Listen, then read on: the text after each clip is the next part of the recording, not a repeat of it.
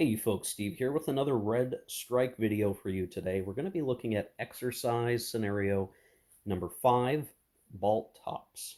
Baltops? Baltops. Baltic operations.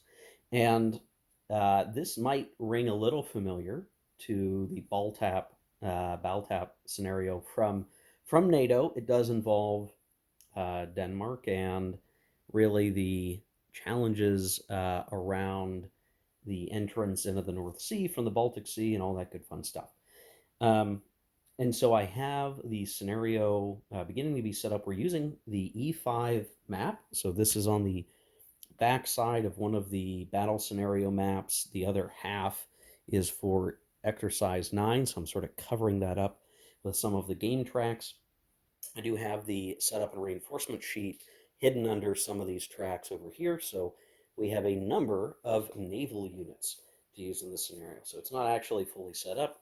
I'm also going to be choosing to play with a slight variation of the scenario just because I think it's going to align better to a real game circumstance than if we did without. So just better opportunity for learning effectively.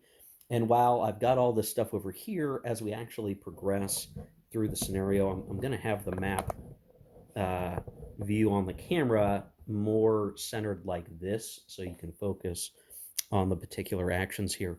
And by and large, we're really going to be most focused with moving stuff from here to here and thereabouts as the main area of play. Um, so yeah, this is our first opportunity to use naval units in a Red Strike scenario.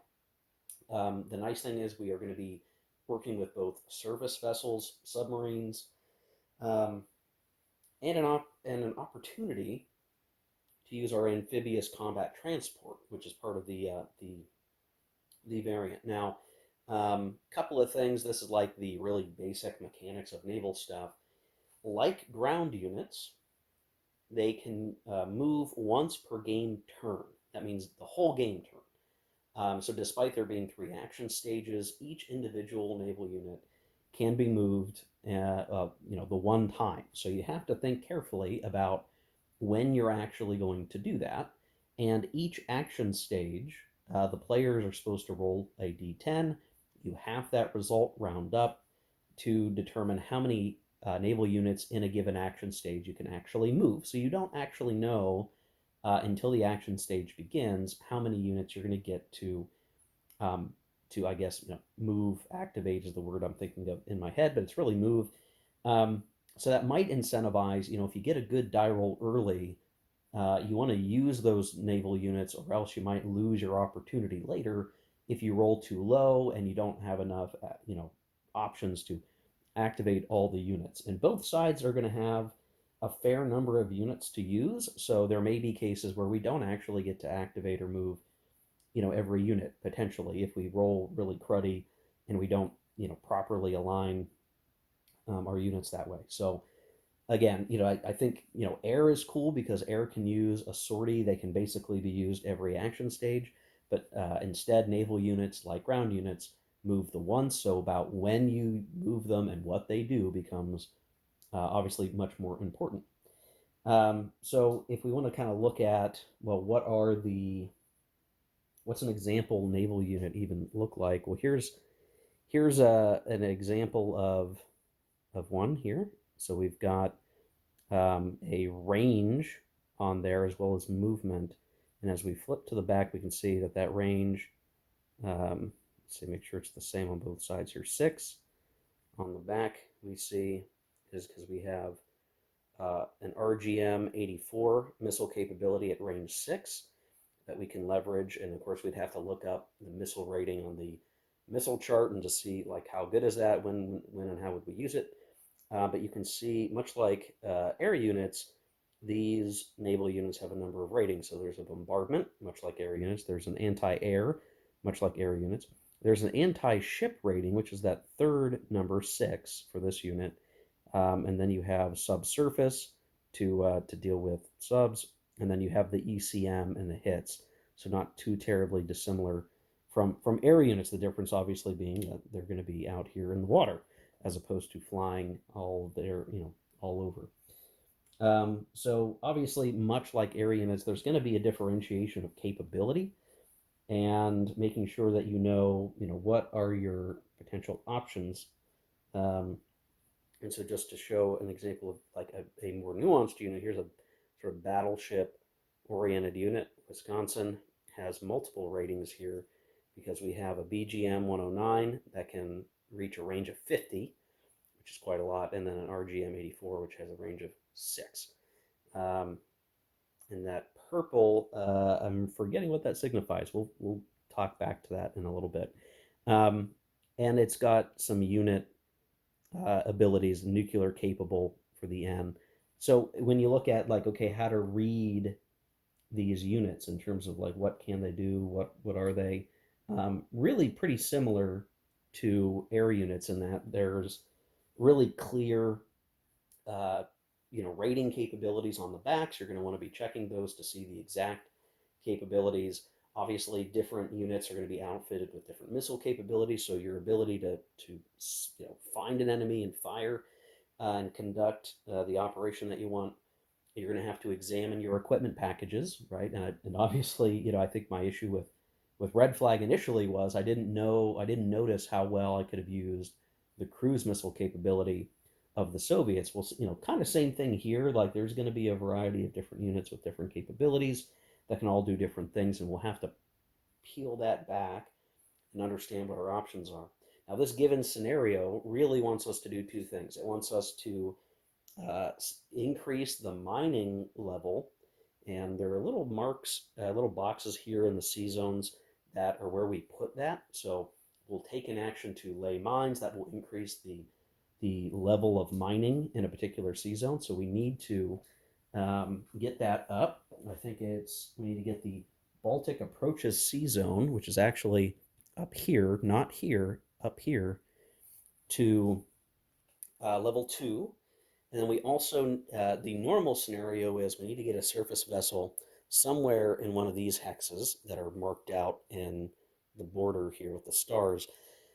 With the variant, we actually need to drop off, amphibiously transport this Marine Regiment, 7 Coast 35th Marine Regiment, onto Copenhagen, wherever. I guess it might not really matter where we stick them, so long as we land, and we are going to be doing that with our amphibious combat transport and via our ability to actually go and execute this. So that is going to be something we're going to add in, just because, I mean, if we're going to not just set up for an amphibious transport, we might as well do it and learn how that works along the way.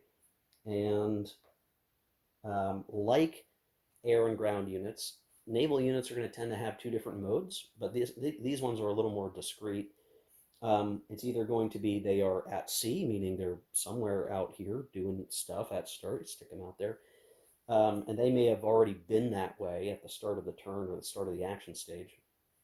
Or they're going to be in port, which means they'll be in the hex with a port, and they're going to be marked with a in port marker to just show that indeed they're hanging out in the port. That might have certain game functions or consequences. And the scenario will tell us, like in one case, there is a NATO unit that's going to start in port for how much that matters. So yeah, that's sort of a basic articulation of how naval units work, which, given our history with the air units, none of this should be terribly surprising.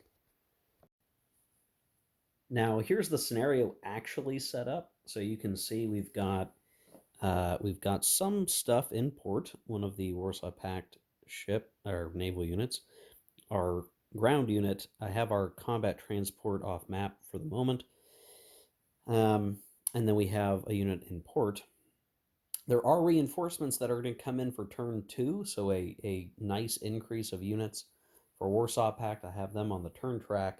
NATO will also get some reinforcements on turn 3. So at the very beginning, there's really more NATO units on the map than Warsaw Pact. That will increase in favor of the Warsaw Pact on turn 2, and then we'll reverse course back for turn 3. And you can see I have all of these undetected markers out because per the setup, all these units are undetected. These markers, there's a lot of them actually. They're on the back of the recon markers. So, yes, ground units and such can be reconned. Naval units will be either detected or undetected, and we have all these extra markers to help us with that. And there are some additional units up here, actually a nice, decent little stack way up there in the Baltic approaches sea zone. So if we're trying to look at like the overall situation, there's a NATO unit in port hanging out. You could think of that maybe as a reserve, like they're not deployed.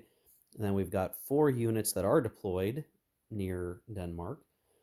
And then we have a stack that is up there in the Baltic approaches, hanging out another potent force. And we're expected to try to contest this. And at least to begin with, we may have some challenge. Now, here's the thing: we mentioned naval units can only move 1 time per turn. The other thing is they can only be involved in an offensive action once per turn. So each unit you're basically going to have to look at and say, well, once I send them into the fray on the attack, that's really it for them. Now they can defend any number of times. So for some reason, we were going to focus effort on this ship, what have you, and really try to beat them up. Would we, you know, uh, could we do that? Yes, they could defend themselves every time, but that would use up each of our attacking units' offensive action for the turn. So we need to kind of think broadly about, hey, they're going to get one, you know, proactive offensive attack for this. They are going to have to make it count. So we'll need to keep that in mind as well. Now, the different types of things that we can do, just like with air, there's sort of different things we could do. We can do mine dropping, I guess, or mining. We could be deploying mines. We can be sweeping mines with our naval units.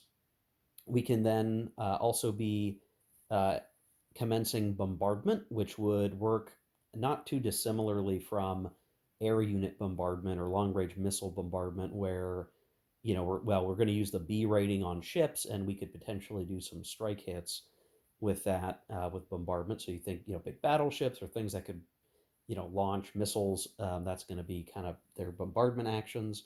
I'm thinking about battleships like a World War II battleship, but even so, there's going to be capabilities to launch missiles, and that will be with bombardment. And then we can do obviously anti-ship attacks, so that's engaging other ships. We can do subsurface activities targeting the sub. So we can start to peel back the layers, just like in air, of like what do we want to do, and how are we going to actually achieve it, and which units are we going to actually use to achieve that. Now, the thing is, none of this is secret. Like, oh, what unit is here? Either or player could look at the setup sheet and go, well, I know that's a sub right there, right? I know that. I know that's a sub. I know they've got this sort of escort ship in port. I know they've got these big things up here.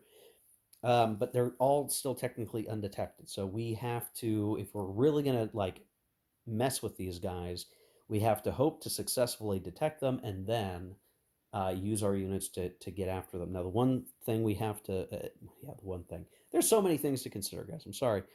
The additional thing we need to watch out for is, and I'm going to use this guy as an example. He's got 30 movement points, right? 30. So, and when you really look at the map, there's only so many hexes. His guy can zip around anywhere we want him to be on the map. That's not necessarily a problem. However, each time, or I guess the time that this unit executes its offensive action, whatever that happens to be, that is going to cost 10 of their movement points. So really, though I don't think it's going to much matter in this scenario, for our units, they can move, but if they want to use an offensive action and do something, they have to leave 10 in the tank, so to speak, um, to make sure they can do the thing they want to do. And then they're done for the turn.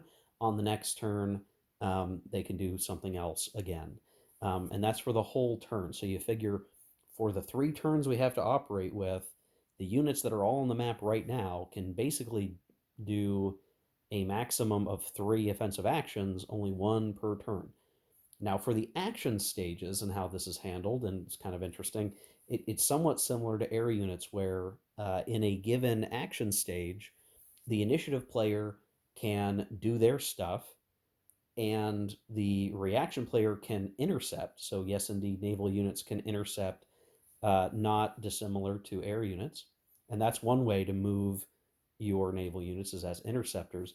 But then in the reaction segment, where the ground units of the reaction player could come out of reserve, we can do our own attacks in action. Again, just like air units can potentially do that as well. So there's still just as much reactivity and back and forth with the naval stuff as there is in other parts of the game system. We could have a lot of back and forth occurring in any given action stage. And then, of course, there's the second action stage where the same sorts of things can occur. And then the third action stage. And you're having to keep in mind how many naval moves you got for the turn. So, yeah, there's a little bit of a constraint here. I think even more so, maybe more so than ground units, maybe more so than air units, the constraint on here's how many units you get a turn to move, knowing they're only going to get to move that one time in that turn. And you have to basically decide, is it going to be, are you going to be really focused on sending it on a proactive attack? Is it going to have to intercept? You really have to make some, I'll say, very committed decisions about what you're going to do with your naval units, and that is going to be a bit tricky here for us as we progress through the scenario. So we've got our mission, we've got our setup. It's a good time to think about just what's on the table right now. So when I look at, okay, we've got our Marine unit, we're going to have the amphibious support here to amphibious transport to get up here in port, which will deploy to sea in the unit assignment phase. We've got a SAG unit, Surface Action Group. It has some cruise missiles, but it is also ideally going to be our escort for the transport, I think. Now, I could maybe use some other units for that, but it doesn't make sense that just they start together. Let's just move out and be a cohesive unit. Now, to actually get over here, we're going to have to bypass, several units that could detect them and cause trouble. So, like, we have to keep that in mind. Probably better to use these other units to try to either draw off NATO support or do something else. We have here a mine sweeper unit. So that red sort of icon there, that is a mine sweeper, and this is otherwise not particularly powerful unit. And here we have the sub, which all things told is not an incredibly powerful unit either. So I'm not sure what I can do exactly with these guys other than maybe send them out and try to clear bits of the enemy if we can. That's one possibility. Here we have a mine layer and a mine sweeper SAG unit. He's not particularly beefy. He's got some capability, but he's not a great big battleship set of units or anything. In port, also going to deploy him to sea. So right now, just in terms of our victories, like, we can maybe scoot into here and drop the unit. Once we do that, I mean, there's no units that are going to remove that ground unit once we get them into one of these hexes. So, like, once we do that, we're done. Like, that's objective 2 complete, or 1 complete, as it were. But we still need to do the mine laying up here. At game start, this is the only unit that can lay any mines. So we need to get him, not just, we need to get up here. We need to drop mines. So that's getting all the way through. And we need to put down mines enough that we can win, because what's going to happen is, for sure, NATO's going to try to sweep the mines and get rid of them. And if I look at the NATO units, this is a mine sweeper. That's a mine sweeper. We're just going to have to contend with some subs here, some subs there. There is another mine sweeper in port, which I'm sure will leave port. And then all the way up north, a stack of units that are up here. It is, there's no minesweepers, but there are anti-sub units and a sub uh, up here at the top. So just at the game outset on turn one, we kind of have a limited number of resources. I'm not sure I can expect to actually get mines laid. We could try to get our amphibious transport in, so that's certainly one thing we can try. But again, there's just a gauntlet.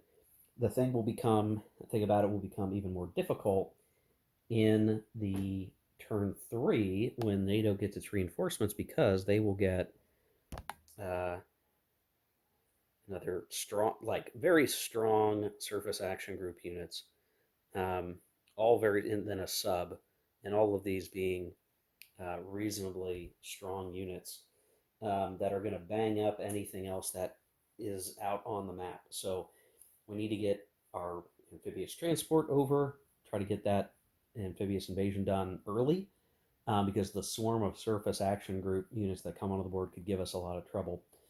Um, Now on turn two, the Warsaw Pact is going to get some reinforcements. Um, but in terms of our capability here, right, like this is, a useful unit. That's fine. This is a minesweeper. This is a mine layer. So is this some subs, mine layer. So we actually get some opportunities, better opportunities to lay mines on turn two than we do on turn one. So there's almost an incentive. Maybe we should still try if we can, but we should also be prepared for our turn two reinforcements to really give us a big hand in mining. Because what's going to happen is if we successfully mine up here, we're going to put hit markers to denote that in these little boxes. Um, while we could raise the mine level, NATO units could sweep and remove the mine level. So we're supposed to get a mine level of 2. The maximum is an 8 that you can have. And I would have to assume like you've got really uncontested control of a sea area if you're going to be getting up that high. So what we're really going to be doing is somehow winning the mine sweeping versus mine laying contest and basically have laid more mines than can be swept up to a degree of 2 levels, and we need that by the end of turn three. Now, the reinforcing NATO units, are not going to be minesweepers, which means, at least on the board right now, the only minesweepers are one, two, 3 units. Just double checking across the board. The NATO units have 3 minesweepers. So we could even incentivize some of our other units to target the minesweepers. And if we take them out, then we can surely mine to our heart's content, assuming that our mine layers don't get busted up by subs or surface action groups, all of that. So that's kind of the mix. So in terms of what we're trying to do, that is the set of operations we're going to have to deal with, and how we move forward. And obviously, every action stage, we're going to have to settle for the number of units we can actually move in that action phase or action segment. Um, Action stage. Gosh, I can't get the terminology right. So each side is going to be limited in that way. It could be that the NATO forces can't really get to activate their minesweepers very frequently, or maybe only much later in the turn. Stuff like that is going to occur if we intercept. So if any of these units intercept, that's going to use their movement for the game turn, I believe. So if we can try to draw off some of the NATO units, maybe early, that could help us. It's all in the mix here. I'm not sure what the best moves are going to be. I'm going to off camera keep looking at the map and figuring out like, okay, what do I think I can do here? Like, what should I try to do? How quickly are these guys going to get detected? Um, all of that's going to come pretty quickly in the first action stage of turn one. Okay, so I am just gonna try to get us started here. So I've actually started and skipped ahead a little bit. I've there is technically an assessing reinforcement phase. There's not much there during the unit reassignment phase, I'm basically bringing out all the units that are on the board out of port. So I have them marked now here with undetected markers, both for NATO, Warsaw Pact. I don't see any reason not to just take them out of port. It might matter for this escort for a amphibious transport. If it matters, I'm going to reverse time and say that the surface action group there was in port because I'm going to have them escort. That's what I'm going to do. Otherwise, we would make that determination here, right, for the unit assignment phase, what mode. So everyone's going to be at sea at this point. I don't see a reason to keep them in port otherwise, again, unless it matters for the amphibious invasion. Supply phase, nothing to worry about. Weather phase, nothing to worry about. And now we're going to get to the first action stage. And, I think a big part of this is I just want to get playing because getting the context of what's on the map, I kind of understand what I need to be doing, but I can't make concrete plans because I don't know how many units I'm actually going to get to activate, and we need to roll dice for that. Now, we do have a way to keep track, so every action stage will roll the dice, roll the die, I guess, for each side. We'll cut it in half, and we will mark how many naval moves with this marker. This is the Warsaw Pact marker. There is a NATO equivalent marker. So the naval unit move per action stage marker. So when we roll, we get the number. We'll roll the die. We'll half the result. That will tell us how many moves. We'll put the marker on the game turn track, over here. And every time we move a unit, we will, count that down until they're out of moves. So we are going to have somewhere between 1 to 5 naval unit moves based on the die roll. The Warsaw Pact player will be going first. It doesn't matter, when you roll the dice, but just so we know, like they will be the first to move, whether they have 1 unit they can move or 5. And then as we get to the first reaction segment, the NATO forces can do their own active thing. But to remind, even when we start to move, we can be intercepted. That will use a movement of the enemy to do it, I believe. But there is a lot of interactivity here. Now, down here, it's actually really interesting. So these guys are kind of way out of the way, kind of from here northward. They're pretty far away. But these guys all start right near each other. So even as this ship is exiting port and is undetected, they are all within range of possible detection. So if we look at I'm using the living rules charts here printed out. We would look at our detection tables to see if they can be detected, and they are all within range. So a Warsaw unit that is to be detected, and we're talking about a naval surface unit. If it's a detecting submarine, then the range is 2, and if it's a detecting naval surface, it's a range of 3, and the numbers to detect are actually pretty high, so it's very likely that they'll succeed in detecting. So when we look at, this is a sub, 1, 2, that's in range, and then these two guys are surface, they're within 3 to this guy. So all 3 of those units are going to have the possibility of detecting our Warsaw Pact unit. It is very likely that they will be detected, but vice versa, these guys at least are within range of being detected. The chance of getting the submarine, not immediately. So there'll be somewhat of an advantage to the submarine. That shouldn't be very surprising. So right off the bat, as we get started, I think that's the first thing I need to actually do. So once we've determined the naval moves and we actually start, these units start within possible detection range, and we would, I think, determine that right away. I think. I don't see any reason why they wouldn't, because as soon as this guy starts to move, they would need to do that anyway. So I guess that maybe there's an important point in there, whether or not we do that immediately or only after he starts moving. But I'm probably going to move him anyway, so I'm not sure that's a big deal. So I'll roll the dice and we'll see what we get. So I'm going to roll for the Warsaw Pact player first just to see, rolling a d10 and then cutting it in half. And I rolled a 6, so 6 and half is 3. The Warsaw Pact player is going to get 3 naval unit moves, so I'll have to be picky which three I actually want to move, which, boy, that's actually not as good as I might have hoped. Um, but I'll have to think about that.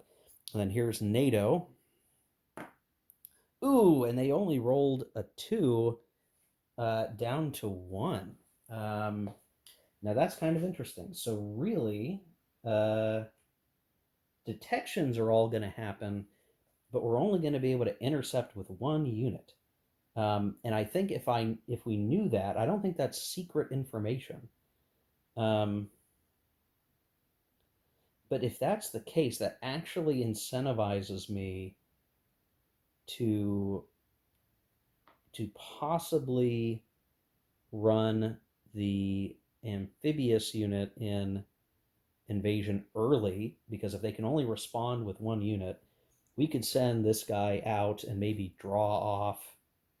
you know, draw off one of those, and then use our other two activations to move the escort and the transport and force the NATO player to decide what to protect against. I like that idea. So this is why, trying to make a plan before the dice are rolled here wouldn't have been very helpful. Now we know we have three movement to one movement. We have got, as the Warsaw Pact, a lot more flexibility in what we decide to do or what we would want to do. And I'm already looking at, like, okay, do we. There is a reason to go for Copenhagen directly.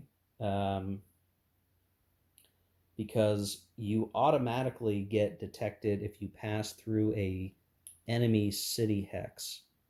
And I don't think there's any way to go around the Copenhagen hex if you want to get to the Baltic approaches. So that's one thing we're going to want to do, is just try to drop right into Copenhagen if we can. Or I think the other thing we can do is we can land here and move into that territory. I think that's permitted. Um, so yeah, I think I need a I think that's what we're going to do. I think it's worthwhile, and just hope that if the NATO player decides to intercept the amphibious invasion, that we can fend it off with our, um, we can get in there. One thing I didn't mention. This is on the terrain effects chart. You'll notice there's this little outline here. Um, that's forbidden to naval units. So I can't go, like, down here and drop off the naval unit. I have to either be here, here, here, here, to drop off right there, because these, again, forbidden. So, like, this unit can't come into here, we can't go into there, um, all of that. So just there is an additional sort of tightening of the terrain here that you might not notice unless you looked at these hex sides and you double check the terrain effects chart. So, all right, I think I know what I'm going to try to do. And I may have to roll a die to decide what the NATO player is going to try to block. Well, maybe not. I think if I'm looking at the game as is, I would much rather try to block the amphibious invasion, because if we stop that from happening, there's no way the Warsaw Pact player can win the scenario if we, like, sink the transport, for instance. So, given we've got one unit move, I'm going to reserve that to attacking the escort and transport when they come to drop our marine unit at Copenhagen, which will kind of mean, like, at most we'd be trying to detect the other unit that we use. See, the strategy's starting to come together. We're starting to figure out how to play this. That's good. Okay, so let's just get this underway. I want to get rolling. We're going to begin the action stage here with the movement, one of our three units. I'm going to move my marker down one to move this mine layer unit, and he's got plenty of movement. I think it's going to be like 1, 2, 3, 4, 7, 8. Oops. Yeah, 1, 2, 3, 7, 8, 9, 10. I don't know where the C zone really begins, I guess, just somewhere over here. 11 maybe. I'll move into here. And, we spend 10 to drop the Minesweeper. And really, or not the Minesweeper, gosh, we lay mines. We lay the mines. Now, I'm not going to react with NATO. They only got one unit. If they can respond for the whole action stage. So we're just going to have to let it happen because we want to try to stop the transport, right? So as we begin to do anything at all, we're going to have some detection attempts. So the let's get this together. It is a Warsaw Pact being detected. It is a surface unit, and we'll have the submarine try to find first. We need to roll a 6 or less, and we got it. So he's detected, um, and I mean that's good. And do they detect the rest of the? Do we counter detect?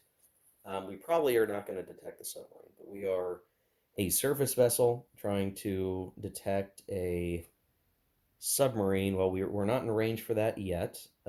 Naval surface, we're not in range either. Um, so you know what I'm going to do? I'm going to be a little funny here. I assume this is legal that I can do this. I'm going to shift over one and see if I can detect these guys. I need to roll 4 or less. Got it, and don't got it. So this guy is detected, this guy is not, and that was my opportunity. I'm going to come back this way. So I've really done, 1, 2, 3, and I could try to detect submarine, and I don't, unfortunately. So that's just as well, and we're going to keep moving. 4, 5, 6. Would we detect that guy? No. So keep moving. Uh, I'm going to see if we can detect him. We do, so he's detected as we continue to move through. And again, I'm just going to move here.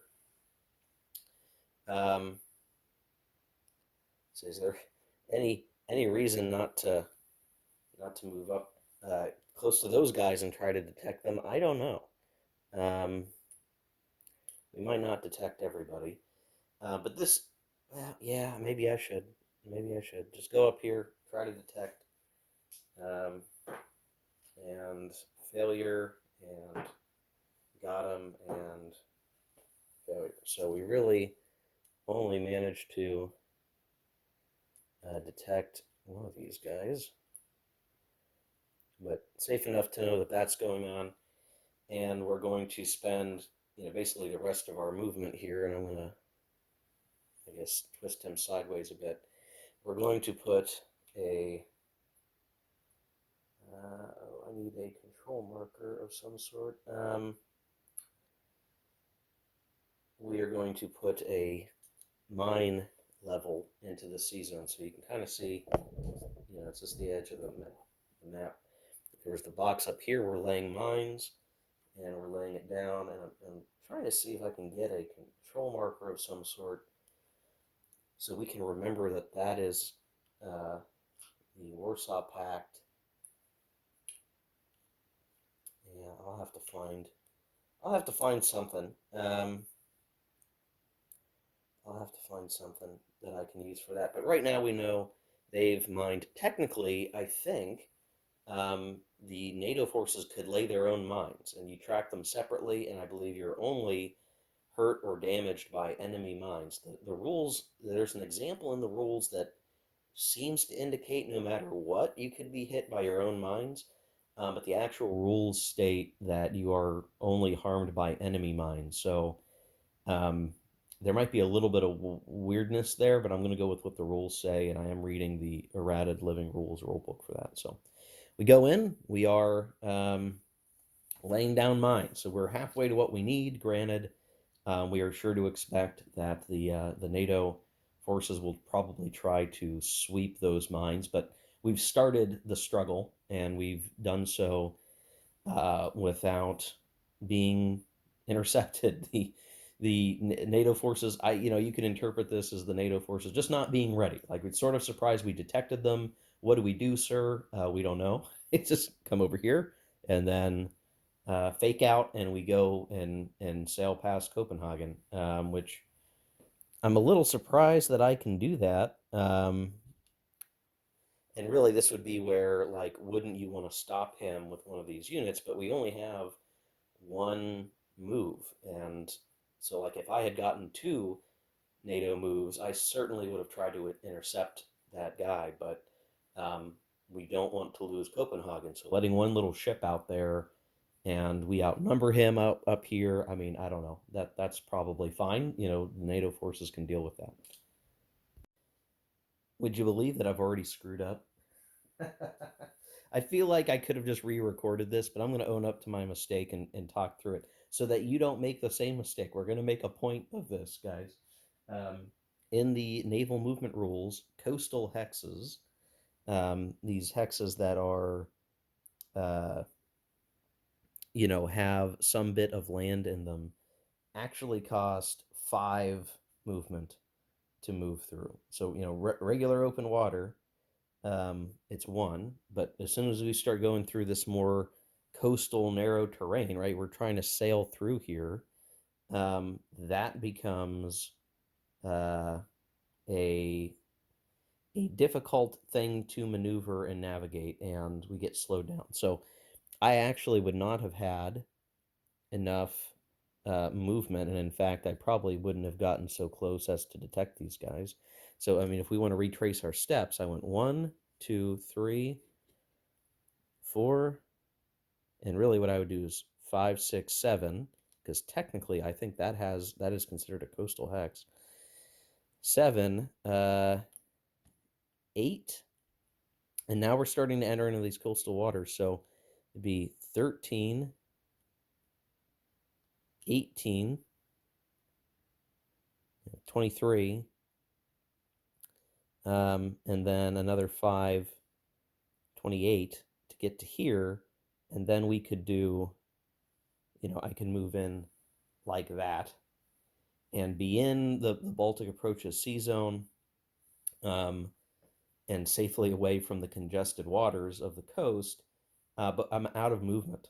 Like, I don't have any more range to spend, movement allowance to spend to actually do the mining. So we're moving our unit out. Now, he can do mine laying next turn, I guess. So he's in position. And it could be on the next action stage, the NATO response is going to come in. So maybe it's a bit premature.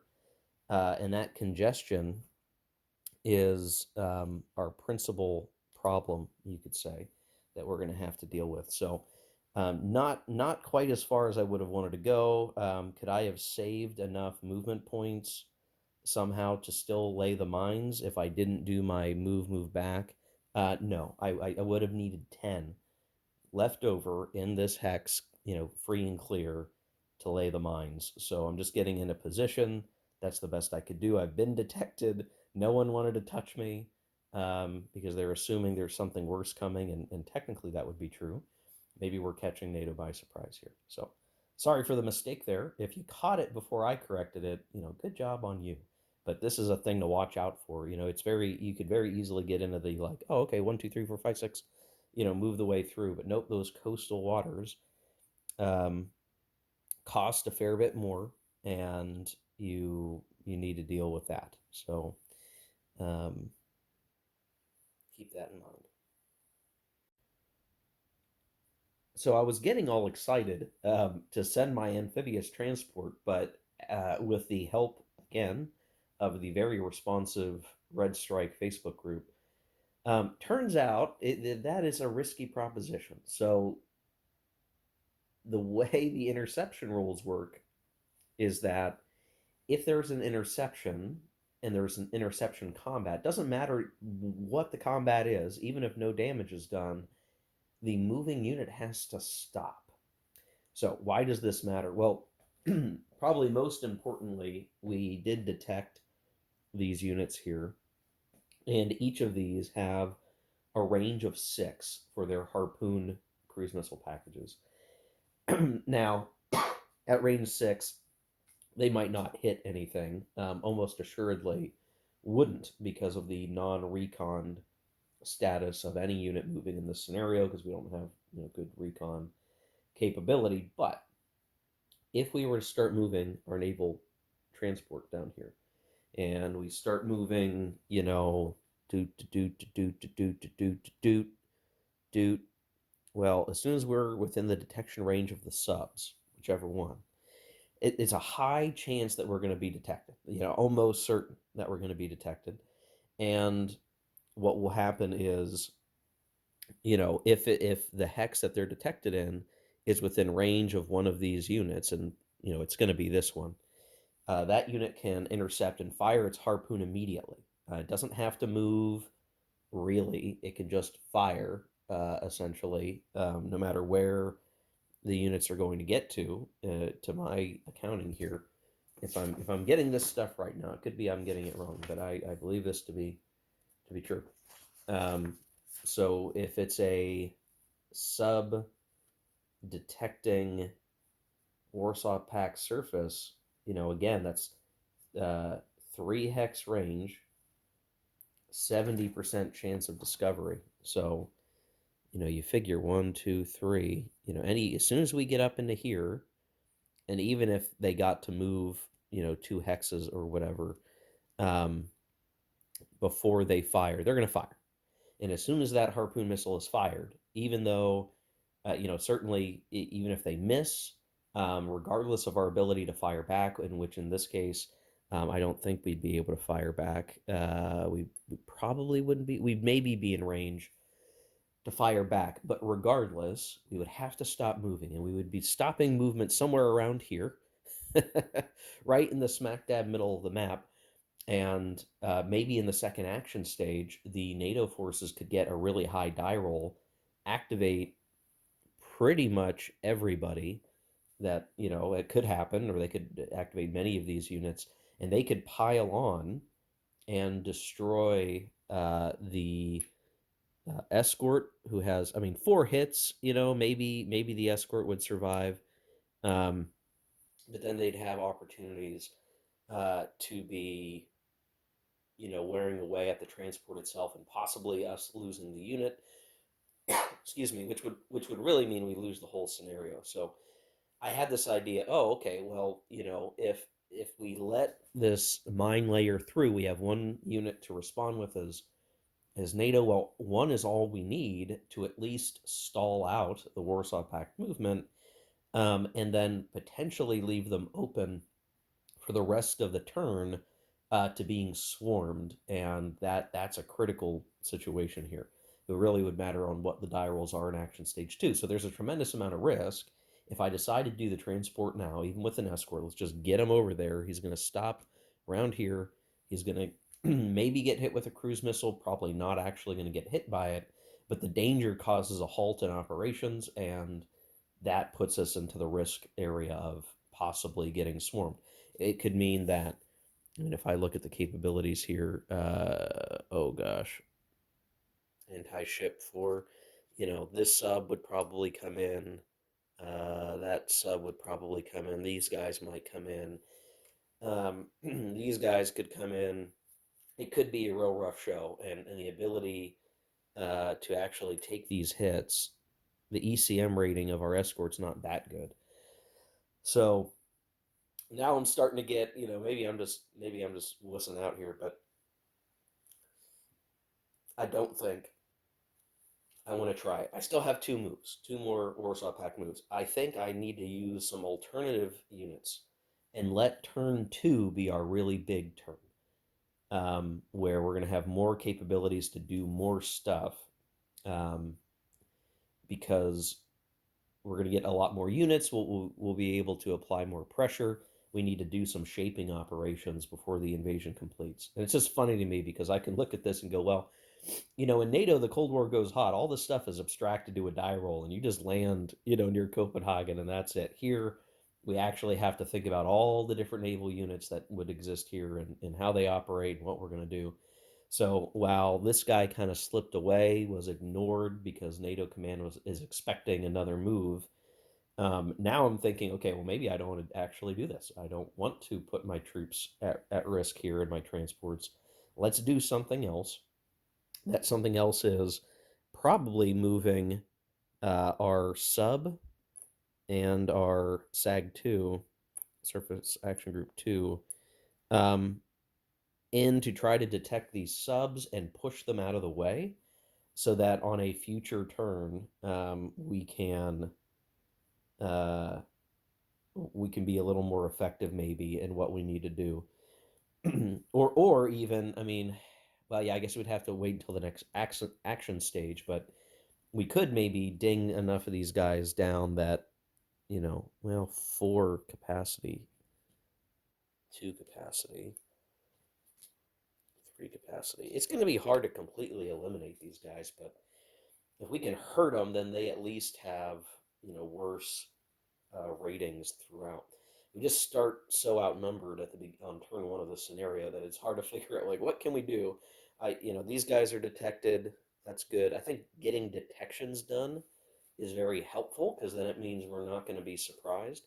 So what I may do want to do is send my sub out and see if he can't detect the fellow subs around town, and he can do that a little more safely, without being detected himself, or there's just as much chance. He can go do some scouting for us. We failed to detect um, with our other ship, but that's not to be you know not unexpected. We just need more chances to try to detect those subs. It is the thing. So, all right, let me. I'm going to think this through a little bit, and we'll come back and we'll play it through with our subs and our surface action group. See if we can do anything else to help the game situation. The other thing we could have done, now that I'm thinking about it, is we maybe could have deployed some mines here, um, just to give NATO some grief. We didn't do that, so and I'm not exactly sure where the naval zone border is. That is not super clear to me on the map. So if there's something that signifies that, I'll need to confirm. Anyway, yeah, let me think this through. All right. So what we were going to be aiming to do here, I'm trying to figure out what's an actual good move. Excuse me. So what we're going to try to do is we're going to use our sub to come out here and scout. And if we can get a good bead on one of these subs, we're going to do a sub to sub kind of combat. Because while I would love to go beat up on this guy, his anti sub is okay. The, you know, see if we get that. Subsurface is a 3. That's okay, right? Problem is, the sub that I want to move, his anti ship is only a 2. And I don't think I'm going to hit. And even if I did, I'm not going to do enough damage to knock out that surface vessel. So, what I really want to be able to do, use this action, do a little recon, see if we can't ping some of the subs. This sub would, let's see, I can't get that to focus. Come on. This is a nice one to shoot for because he's got a 2. So, if we look at our own, again, our subsurface is a 3, so like we'd be advantaged against this guy. So that's one thing we could do. The other would be to knock this guy out. I think that's a little more advantageous. The problem is it would be an even match. Unless we can hit him without being detected. That would be kind of the important thing. So it's kind of a gamble. I don't know what else to do in the scenario. I don't know. Next turn we'll have a lot more stuff to do, but here, I'm less certain. The other nice thing is because we still have another naval movement after we go with the sub. and NATO only has one naval move because of their low die roll for the whole turn, right, or for the action stage at least. There's still a danger if they intercept our sub that they can defend themselves, but if they try to intercept the sub, they give up their chance to intercept a naval transport. So I think we can still threaten an amphibious invasion, though we probably won't try to execute it. It kind of forces NATO to not use their naval move, right? Because they kind of have to hold out that chance. They can't use it up without risking their game state. So what we're going to do, excuse me, from here, we're just going to go on a search now for subs doing searches. And really, the only things that are going to matter here are the subs in terms of range and detection. Subs can try to detect each other when they are 1 hex away. NATO subs find Warsaw Pact subs on a 4 or less. Warsaw Pact subs find NATO subs on a 3 or less. So NATO's a bit advantaged here. So it might not really go our way, but we'll see. I would love to try to remove some of these defenders while we still can. That would be great. So we'll go 1, 2, 3, 4, 5, 6, 7. Or maybe it would be 1, 2, 3, 4, 5, 6, 7, because technically I think that's considered a coastal. Um, so we'll just say that that's the move for the second 7, and I will roll 2 dice. I know which ones are which for detection. We'll see who detects. Neither detects, so no luck there. And then we'll move up through here and try to detect. And in that case, we did detect the sub, the NATO sub. We were not detected ourselves. So we have an opportunity here. We move into their hex. They get another shot at detecting us. So I'm going to roll that. And they failed on that one by just 1. So now we're going to be able to do our thing. So we're going to become detected as after we fire, and we will try to do this. We'll try to roll a 3 or less. We rolled a 1, so that's actually the good result. Okay, so that is 2 less. That is 1 naval hit. Now these guys will get to roll ECM. They have a 3, so they could conceivably offset this, and they roll a 10, so they definitely do not. So they are going to take a hit. Now their capacity is 2, so that is a bummer for them, and I want to say that's it. I think once you've done the combat, that's it. So we're in the same hex. I believe we can still share a hex here. We've damaged the sub. We are detected there. There is no other interception actions because we are afraid of what else can occur. And now it's back to thinking about, like, what do I want to do with my stuff. Now, what we could do is we could aim.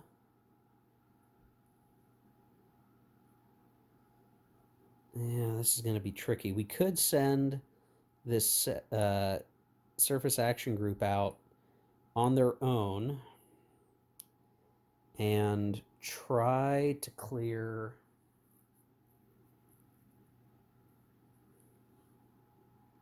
Kind of come out around and try to clear the sub. However, there will be a ranged advantage for this action group. Now that we're in our third move, like, NATO can either choose to hold back and let us do our thing, and then they counter move and get to decide what they want to do.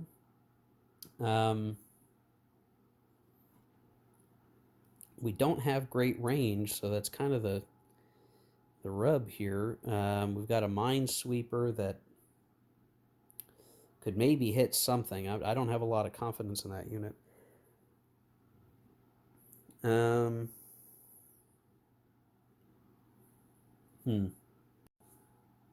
Given this is an experimental learning scenario, let's just get kooky crazy here, guys. So we're going to take our SAG that was going to be an escort, and we're going to do something with them. So they're going to go 5 to get through this coastal waters. 5, 6, 7, 8, 9, 10, 11.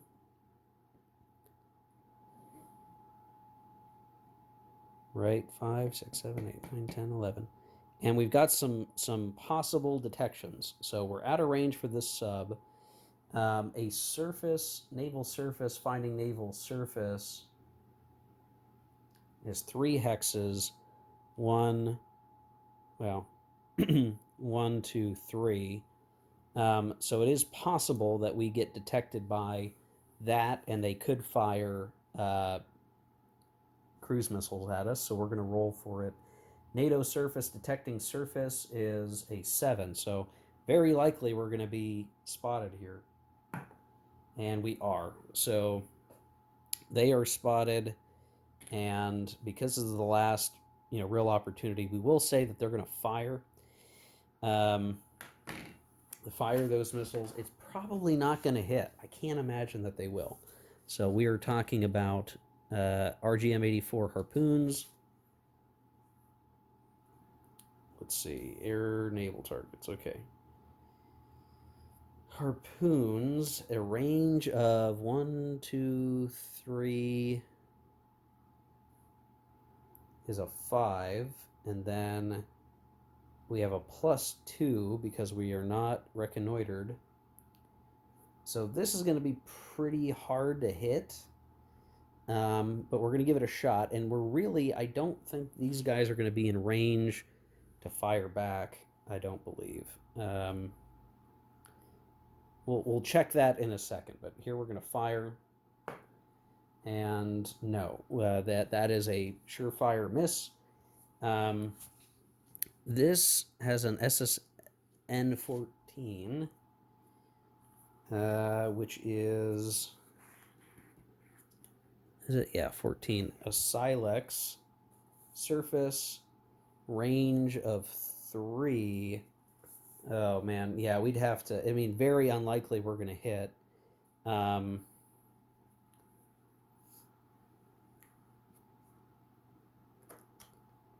but we're being engaged, so we'll try it, I guess.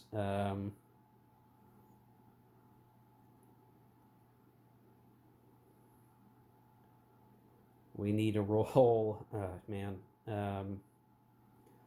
we basically need to roll a 1 or a 2, and we don't get it. So some fire exchanges, and uh, we're talking about misses there, guys. So that's a bummer.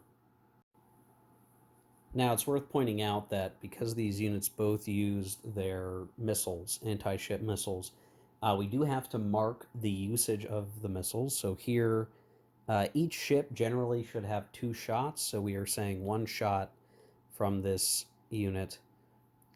This unit is special. This is a Warsaw Pact SAG 1, which means they get 8 shots. We've used 1, so they have 7 remaining, basically, is how I'm going to mark that. So technically this guy's going to get, is going to have to resupply at the city to get missiles back. This guy's got a little more operating time that he can leverage, but at the moment that was our action, right? We got intercepted technically, and that interception was with cruise missiles, and we both missed each other, and that's it. And so all of our moves as the Warsaw Pact is complete. All our moves as NATO, the one that we had, which we chose to use to intercept and stop the SAG unit there, are done. That's action stage 1 done. Complicated, guys. I feel like, at least right now, this is my perception, the naval strategy is a little less obvious to me than the ground combat or the air. And maybe this is just my lack of familiarity with naval operations as compared to the others. I'm not sure what I'm doing. So we've tried. We've put ourselves in position to it, you know, get this stuff, situated. I shouldn't move him. So these guys have moved out. These guys are done. These guys are done, and these guys. Well, I should say uh, this guy is done. Technically, the sub that defended itself could activate, I believe. So our one, two, three activations, one activation. Um, that's it for action stage one. What have we done? We've got one unit in a position, though he could get chewed up by other NATO forces nearby. We've had a little sub fight, and we've had some ranged missiles, and that's kind of it at the moment. Not terribly exciting. A little bit of sub versus sub, but still much more to uncover here.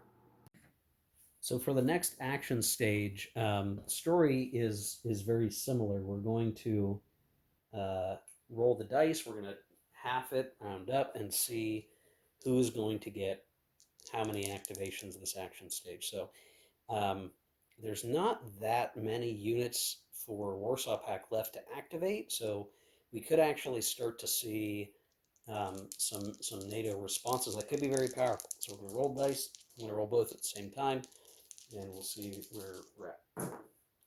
Unfortunately, oh my goodness gracious. Goodness gracious. Okay. NATO rolls a 1. They get 1 activation. Hilarious. And Warsaw Pact gets 4, but honestly, they don't have very many units to respond with right now, which is what's interesting. So wait, 7 divided, yeah, okay, 4. Round up. So 4. Okay. So what do we do? I think we've got some opportunities here, folks. We could do something. Done. The sub is not done, which means the sub could do something. But we could. Boy, is this guy any good at fighting subs? Not really. Um, we could run up there.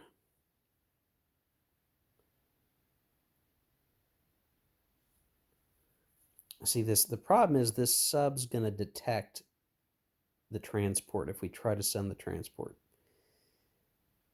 And then it can react and it can stop us from getting to where we need to be, still leaving us open to getting chewed up. I'm still very concerned about that. Our only hope would be to send our one guy here and get really lucky on taking out that sub. That's kind of our only shot. So let's try to do that. So 1, 2, 3, 4, 5, 6, 7, I think, is when the detection capability would kick in for that sub. Um, Plus, technically, these guys could still detect, so we have to think about that. Naval, he's still a naval surface, so wouldn't take much to detect him. And that range is 3. 1, 2, 3. So, I mean, we'll have to try it. So, 1, 2, 3, 4, 5, 6. Do we get detected here at 1, 2, 3? The sub also gets a chance to detect. So it's very likely we're going to get detected. So let's roll it and see. Wow.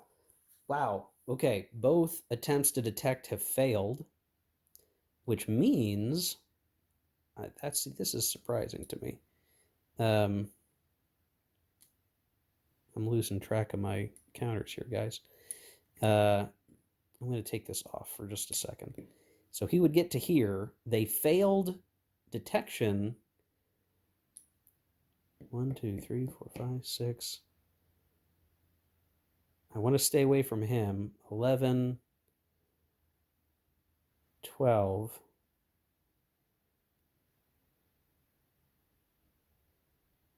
Well, that would maybe. These guys, we had another shot at detection. Um, hmm. So yeah, I do think they would get another shot. The rules, so in my head, I would think it works like after this unit has spent 10 movement points after the initial detection attempt, would you get another shot? But it sounds like as soon as you spend 10, you get another shot. That's a little bit weird. So again, think 1, 2, 3, 4, 5, 6. If we move to here, we will have spent a total of 11, which means they would get another shot here, I think. This is the part that I'm not 100% clear on. So I'm going to give them another shot, I guess. Though honestly, I feel like I shouldn't. I'm going to, and they miss again. Wow, I'm not joking, guys.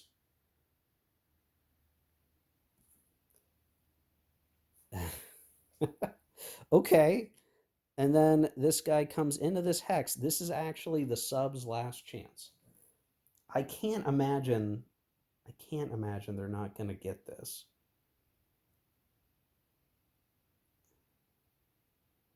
NATO submarine detecting surface vessels 6 or less. Last chance subs. They do get it that time. Okay. So it's detected. They're here, and these guys are going to fire on the sub. We need to roll. Basically, we need to roll a 1 or a 2. That's the only it's the only option we really have, a 1 or a 2. And we don't get it. We miss. Um, and I guess they would fire back. Anti-ship is a 3, but down to a 2 because of the hit.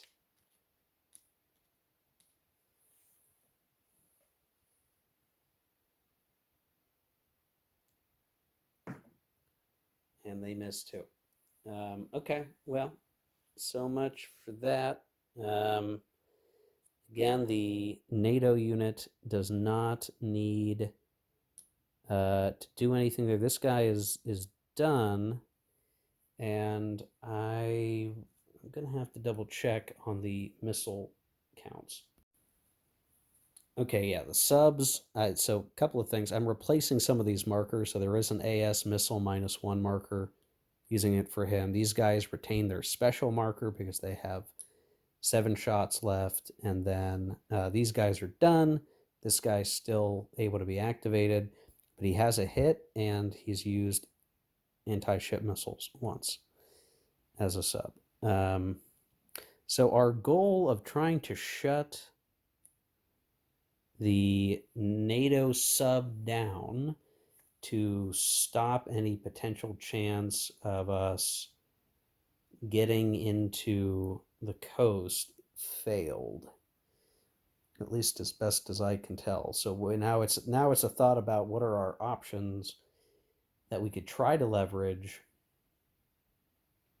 so that we don't lose our unit. Do we try to run through? What are our options? If we were detected by that sub, they could intercept and probably stop us. And it feels like a bad idea right now. I don't want to do that. I don't want to do that right now. So I think I think we're going to say we're done. There's not much more. We've pretty much used all of our Warsaw Pact units. So now it's up to NATO with their 1 activation. We've probably got a couple different options here. We probably want to beat up on this guy. He's got 4 capacity, but we do have. Well, is this guy even any good? Oh no, he's very good. Okay, so I think what we'll do. These guys are all undetected. Um, is we're going to activate this guy. He's going to come in. There's a chance for detection, I guess, that we need to provide. So surface vessel. He is detected, though we can't really intercept or do anything. And I guess some of these guys would be detected as well. Um, can't really intercept at this point, so this guy could simply come down to here and then use its anti-ship rating, which is quite good. So go ahead and mark that right away. They've got a 7 anti-ship. So rolling, we just rolled a 7. So it's at most going to be 1 hit.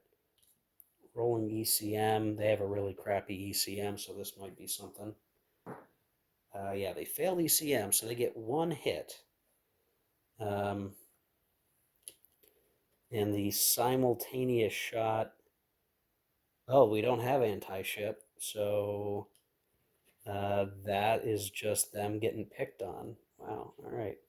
So these guys are done, and that's it for action stage 2. We go on to action stage 3. So rolling the dice here.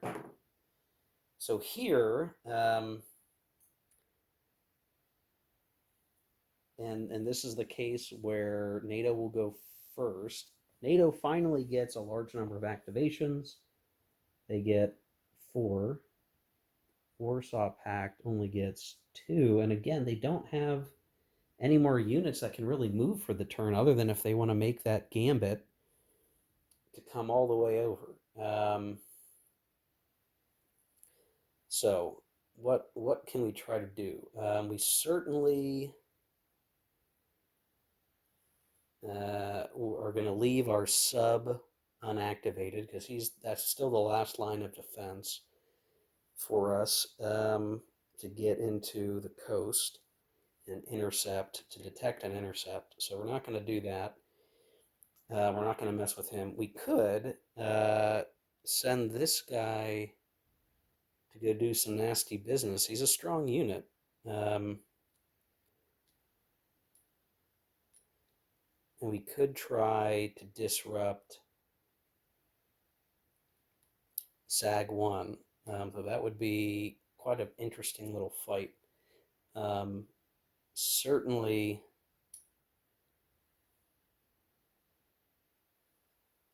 certainly, I think these guys would have the advantage. Their missile package, I think, has better range than these guys. So what do we need?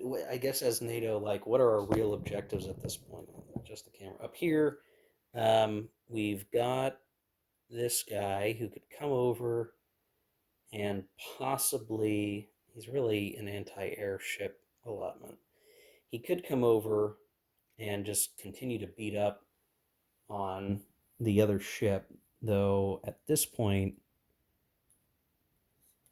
the subs might be better. Um,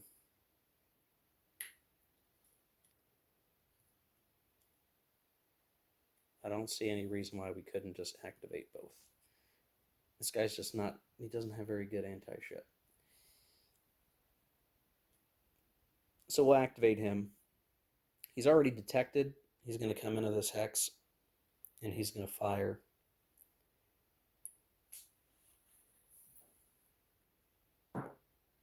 And I think I'm going to have missed here. Yep, that's a miss. All right, so he's done. He's going to get a missile marker.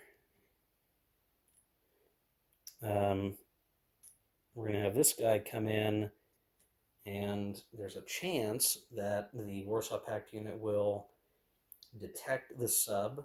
Um, Actually, they would even detect the sub out to here. Warsaw Pact naval surface detecting. Oh, wait, nope, nope, nope, nope, nope. It would be here. Rolling, needing to roll 3. Failed. They enter the hex, having another shot. They actually detect the sub. Um, so the sub using anti-ship, rolling a 3. So combat is simultaneous here. Misses, importantly, and they're going to get a missile marker. Does this guy have anti-sub? He does. It's not very good, mind you. But he can try, and he misses as well. So much ado about nothing there, guys. So that was three ships, um, leaving us with one. And I'm not going to take any other action because we need Warsaw Pact, or we need one ship for the Warsaw Pact intercepting the Warsaw Pact transport if they try to make a run for it. So we try to make something happen there, try to disrupt the mine laying operations, and they just didn't. It just didn't get to happen the way that we wanted it to happen. So we're going to hold off on our action. We're going to let Warsaw Pact player go. Warsaw Pact player, they understand. They've got one move they could take. They got 2 moves, but they only have 1 unit left. They could send the transport up, try to get through here, but they're very likely to be intercepted. So we're effectively going to say pass and pass, and that's it for turn 1 of the scenario. So the back and forth, it's a little tricky here in terms of what we're trying to do. We're going to see how to manage this and going into turn 2, where uh, Warsaw Pact's going to get their big massive reinforcements. They're really going to need to do something with these and try to open up that lane. We still need to be deploying mines here, and we're running out of time to do it. So as we look to transition into turn 2, we are going to mark these guys back right side up, basically, to show that everybody can go again this turn for those who did move. The units that are detected, I believe, stay detected.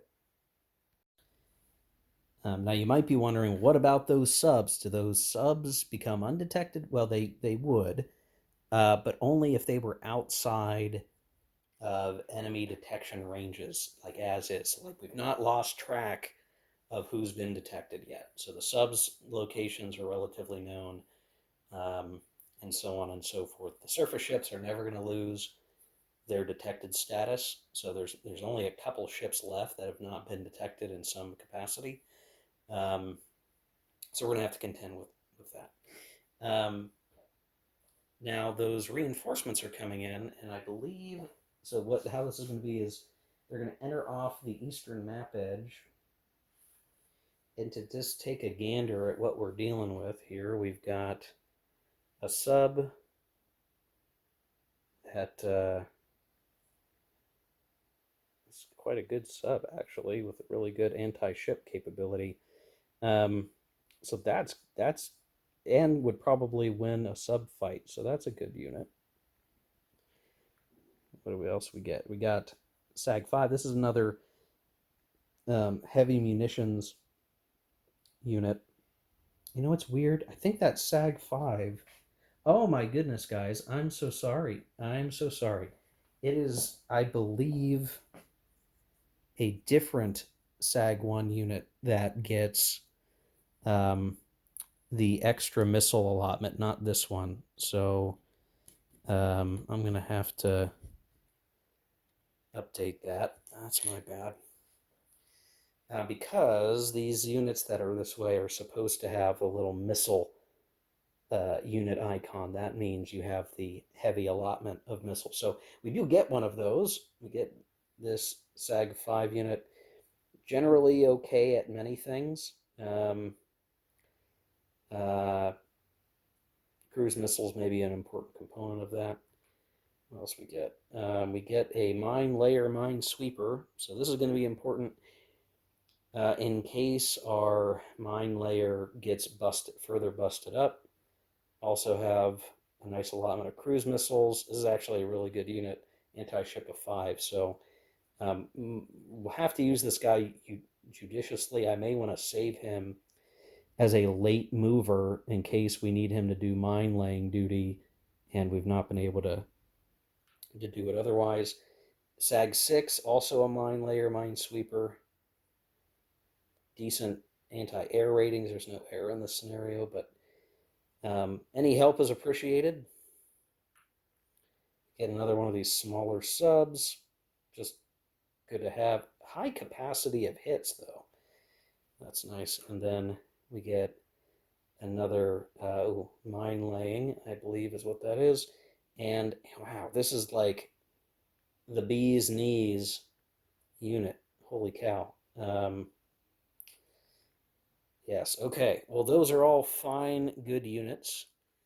And as far as I know, they're going to be coming in off the eastern map edge. So I'll set them here for now. We'll have them enter as appropriate here, and that's going to be key. Um,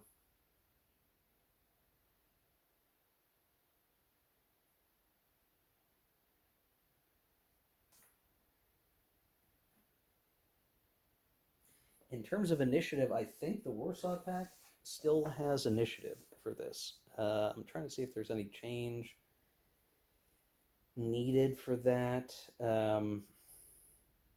Initiative at start. I don't think anything would have really changed this, so we're going to say Warsaw Pact still has initiative. And we did our reinforcements. Supply points are not much of a concern. Do we need to change how this is set up? At least for the moment, I don't think so. I think all that is fine to sit. These guys are obviously all going to be coming in. Nobody else is in port. The option would be to put this guy, in port to recover his missiles. I don't think there's time to worry about doing that in this scenario, to be honest. So we're going to leave all of that as is, and we're just going to go right into the first action stage, I think. I don't see any reason to mess with any other statuses of units at the moment. So we're going to do the die rolls for first action stage of turn 2. Let's see how many units get to activate. I think Warsaw Pact wants to be rolling very high here. Okay, so that's 4 for Warsaw Pact, 2 for NATO. So they lucked out on that one, 4-2. That kind of forces again NATO to have to make some tough decisions around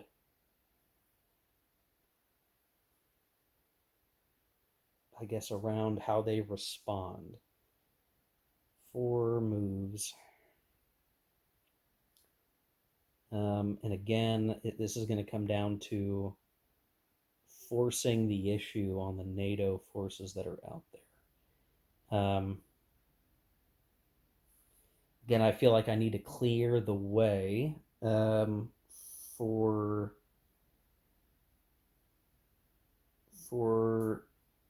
the landing. So this is what we're going to do. First things first, we're going to use one of our activations, and we're going to activate this guy right here. And I guess the question is, can he be intercepted if he doesn't move and he just lays mines? I guess I'm going to look that up. So what's interesting is, to be intercepted navally, you actually have to move into a hex. So if we're not moving and we're just spending our action to lay mines, I'm reasonably confident that we're just going to mark this guy as activated, and we're going to put mines here. Um, oh, you can't see that. Sorry, guys. So we're making an adjustment um, there. There's a box, mine level. We're going 1. I do need to mark this somehow with a marker. And what I'm going to do, I'm going to put a red recon marker just to show that we've mined. That is a red Soviet mine being deployed um, until I can find a better marker for that. Um, so there we go. And now what that could mean is on a very low die roll chance, when NATO units move in this C zone up here, it could be that they could get hit with mines and take hits. So we managed to do that. We are done, and that's it for that activation. Now we have another to do. I think what I'd like to be able to do is, let's see, we've still got this guy on lock. Can we?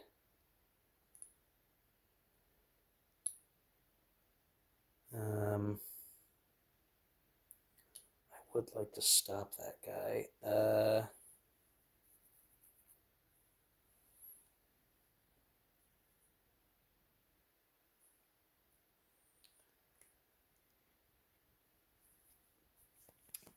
This is a tough decision. This is a tough decision. I almost want to send in a sub or something to go and bang up this guy. I'm not sure who's best positioned for that right now. Um, Her Sierra sub could do a lot of damage, I suspect, but we need to really get up in its face. And I don't know that we're going to be able to achieve that without being detected. It's less likely that our Sierra sub gets identified. But if I look at SSN 15, Starfish, we could get 1 hex away and have a pretty good shot. I think I'd rather get right up in its face and try to blow those guys out of the water. But, this is like a really good unit. What are we trying to achieve with it? I might be better off trying to do something else. So I think what I'm going to do.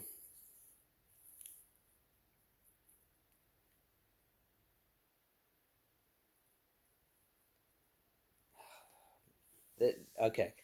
Playing this solitaire is very difficult because it's like I'm giving up something by trying to make this work the way that I want it to work.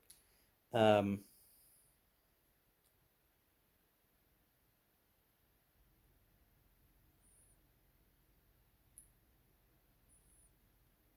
I'm going to activate him. And the question is, does he try to intercept and stop me?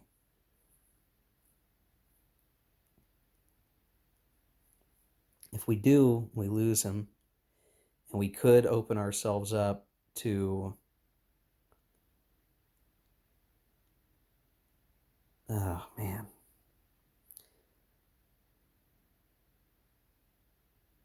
He's gonna not... Well, okay. Here's the thinking here, guys. I'm sorry for hemming and hawing on camera so much. This is not ideal. If we use him, right, we stop being able to intercept with him. But if this guy comes in and he destroys the NATO submarine here, and it only has 1 more hit left, um, that's also a problem. Now he might miss, and we could leave this guy to again be running defense over the coast with cruise missiles, but that's sort of the decision that we need to make. And we've still got a lot of other units that could be causing trouble. So I'm going to let this guy go. So he's going to move to here. He's already detected, so there's not much to do for this. And he's going to come in like so, join up with the rest of this stack effectively, and he's going to try to use his subsurface attack. The attack is going to be simultaneous. They're going to respond. This will use the last of this unit's missiles, which is helpful in a different capacity. Um, and we miss with this guy, and the sub also misses, but importantly, uh, they're going to be out of missiles. So this guy is done. That was with subsurface, so not using one of the missiles. And basically, what that's going to do is it sort of takes that sub out of the picture. What are they going to intercept with? Well, they're out of missiles. They're out of anti-ship missiles. So I'm going to have to double check this. I don't know that they can initiate combat without them. I'm making a special point here in the video to mark that all these clips in the video have been recorded on different days, sometimes spread across quite a bit of time. And in this case, I am currently waiting to find out the situation with that NATO sub. We've engaged it successfully, and um, we've not given up our interceptions to do so. Um, or I should say, NATO didn't give up any interceptions to stop it. So the unit came in and missed the sub. The sub is firing back, but it uses the last of its anti-ship missiles, meaning that sub, the NATO sub, has no more anti-ship missiles left. Now the big question here, and this is the great test of the support for this game, is I'm asking the question to the designer in Facebook. I am sure he's going to give me an answer. And in the next clip, I will deliver the answer. Not a different video, this video in a second. But I could be, from the time I'm recording this to the time that you're seeing the next part of the video where I answer the question, um, days could have gone by. So I'll try to tell you. It's probably a day. Eve is going to give me an answer pretty quickly.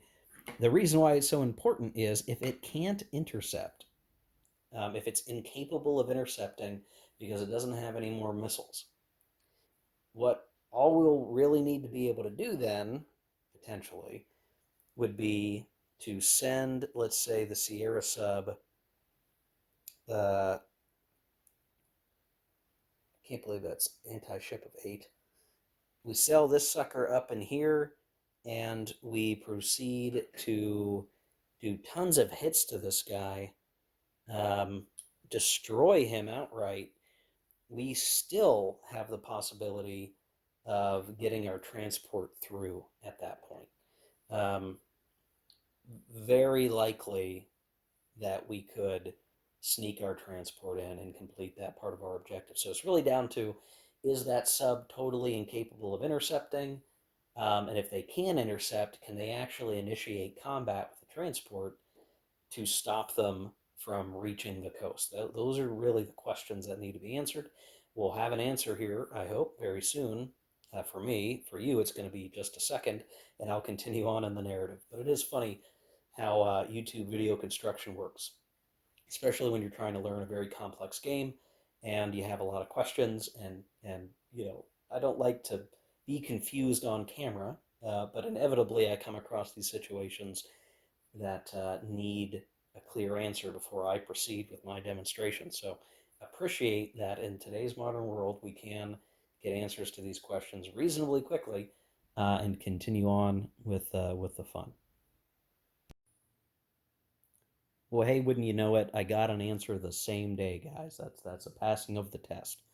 So it turns out our NATO sub that's buried underneath all these other Warsaw Pact counters right now technically can intercept, meaning can start the interception process, saying, "Okay, I'm going to chase your unit," and then you start moving, each the active force and the intercepting force a number of hexes until they can maybe fight. The problem is this sub is out of missiles.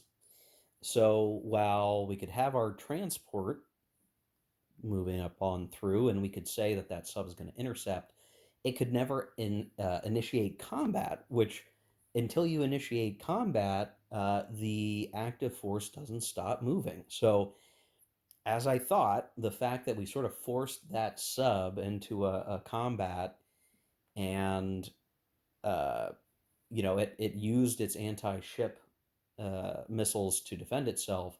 It's now out of anti-ship missiles and could not actually stop our transport. So that idea has worked out for the Warsaw Pact. We did the right thing there, I think.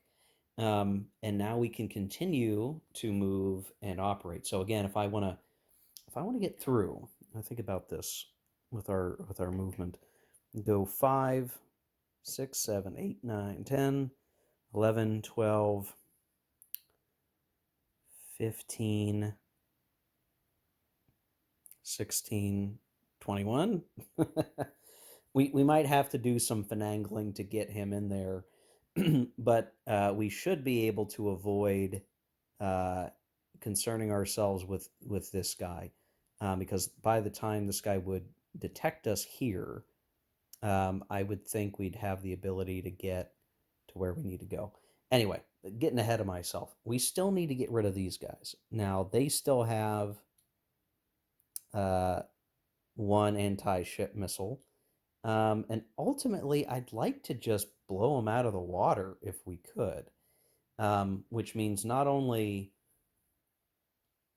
do we want to get up inside of that hex, we actually want to destroy them. Now, this Sierra sub unit is just really good.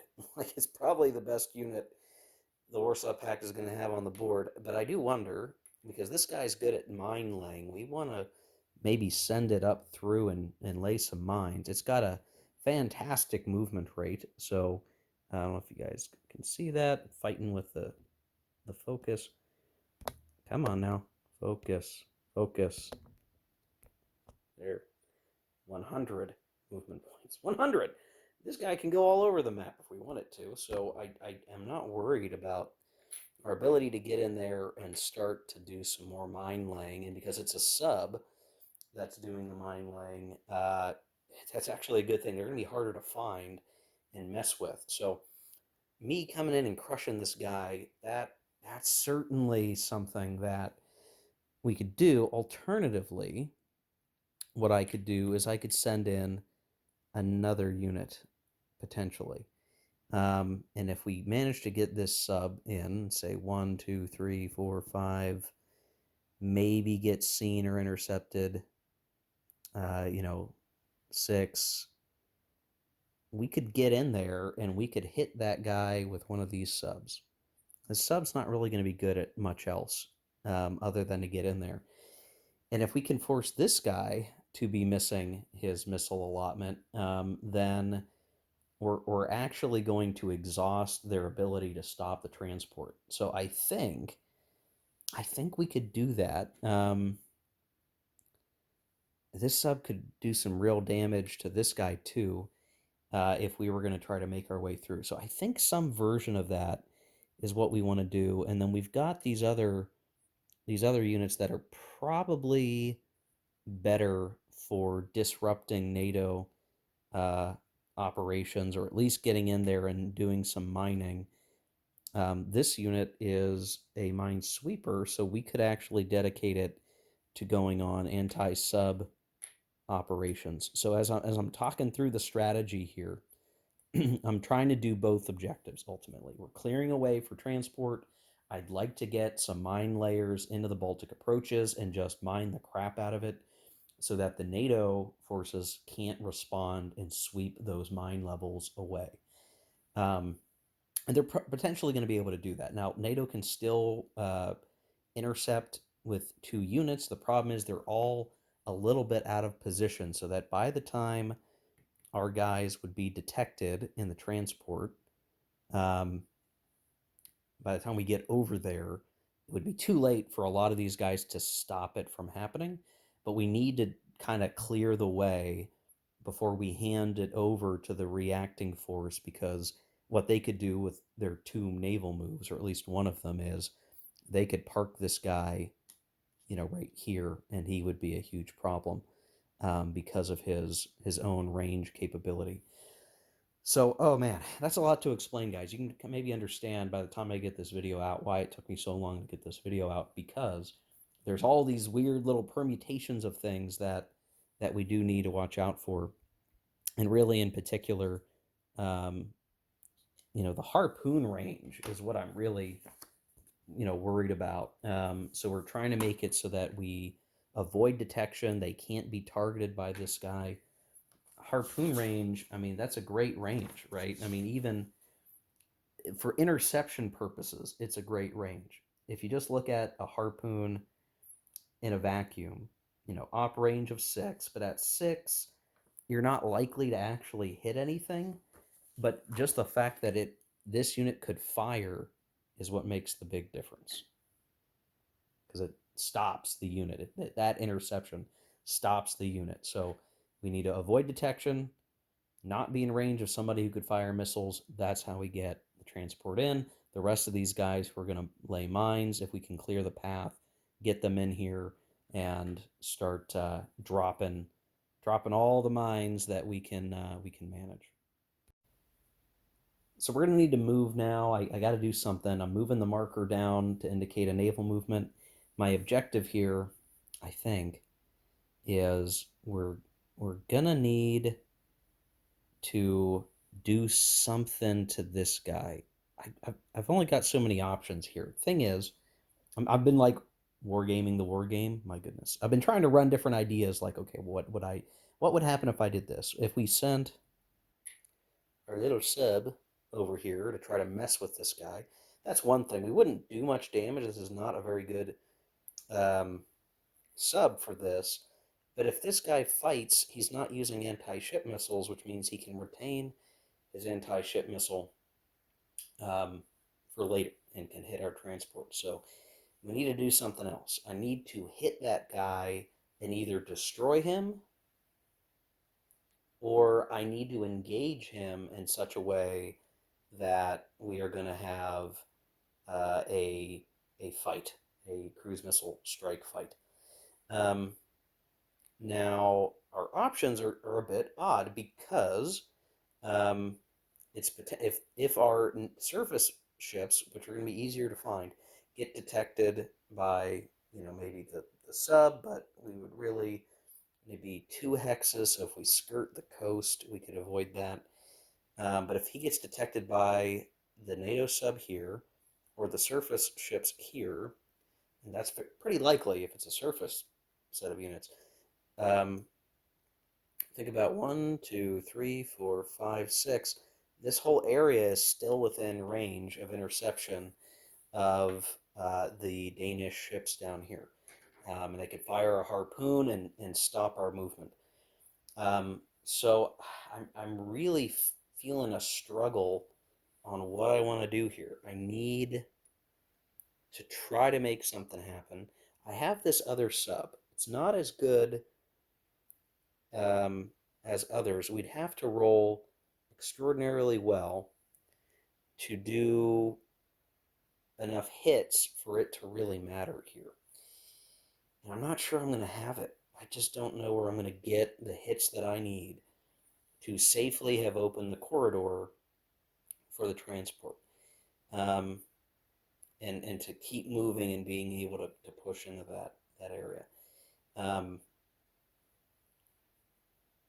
I'm really stuck on this. Like, what are we going to be able to achieve? What are we going to be able to do to stop this? Um, we need to neutralize him too. Now I'm like, I don't know how I'm going to get the troops into the coast. I'm really struggling with that. The other options we could try to do, looking at all of our potential resources here, we could just say this guy has got to go blow up some ships, and that's what they got to do. That's what they're going to spend the turn doing. And then maybe one of these other subs goes down and tries to disrupt, that task force down there. Those are all conceivable ways we could do this. Um,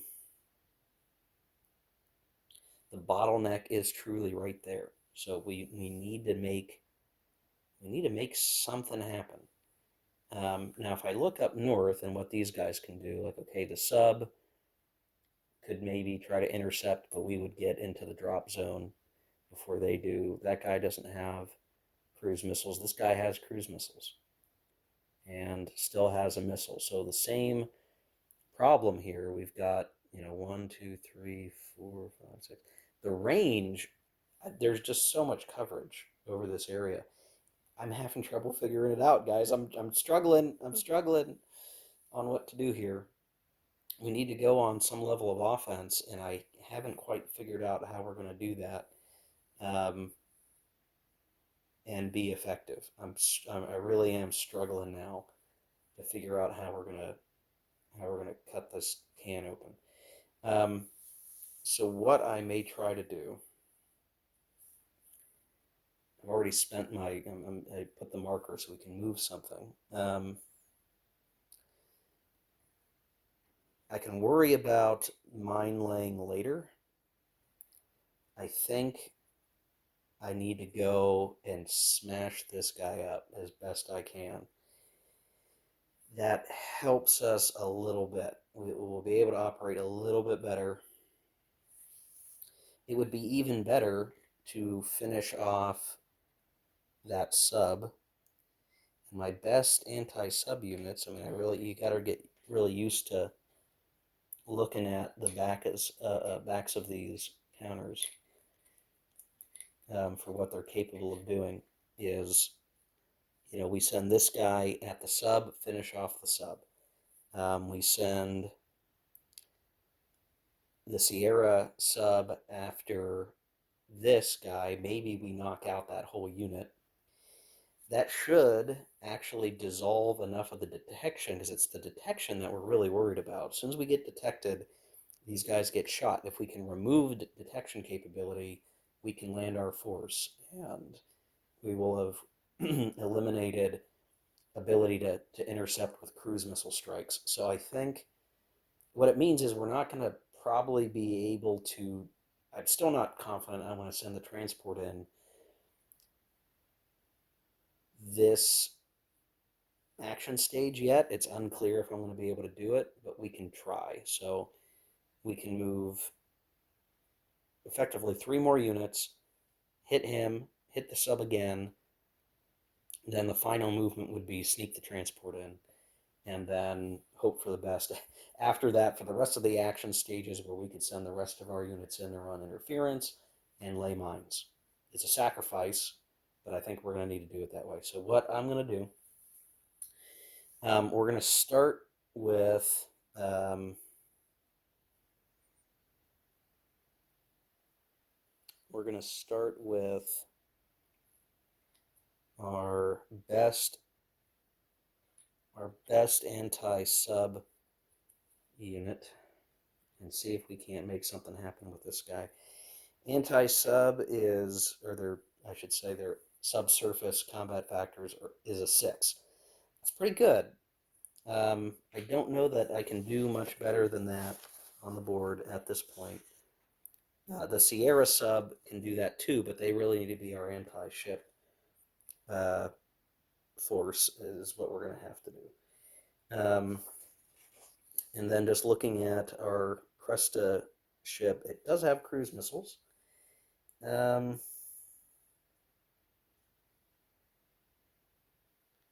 and what are these? SSN-3Cs. SSN.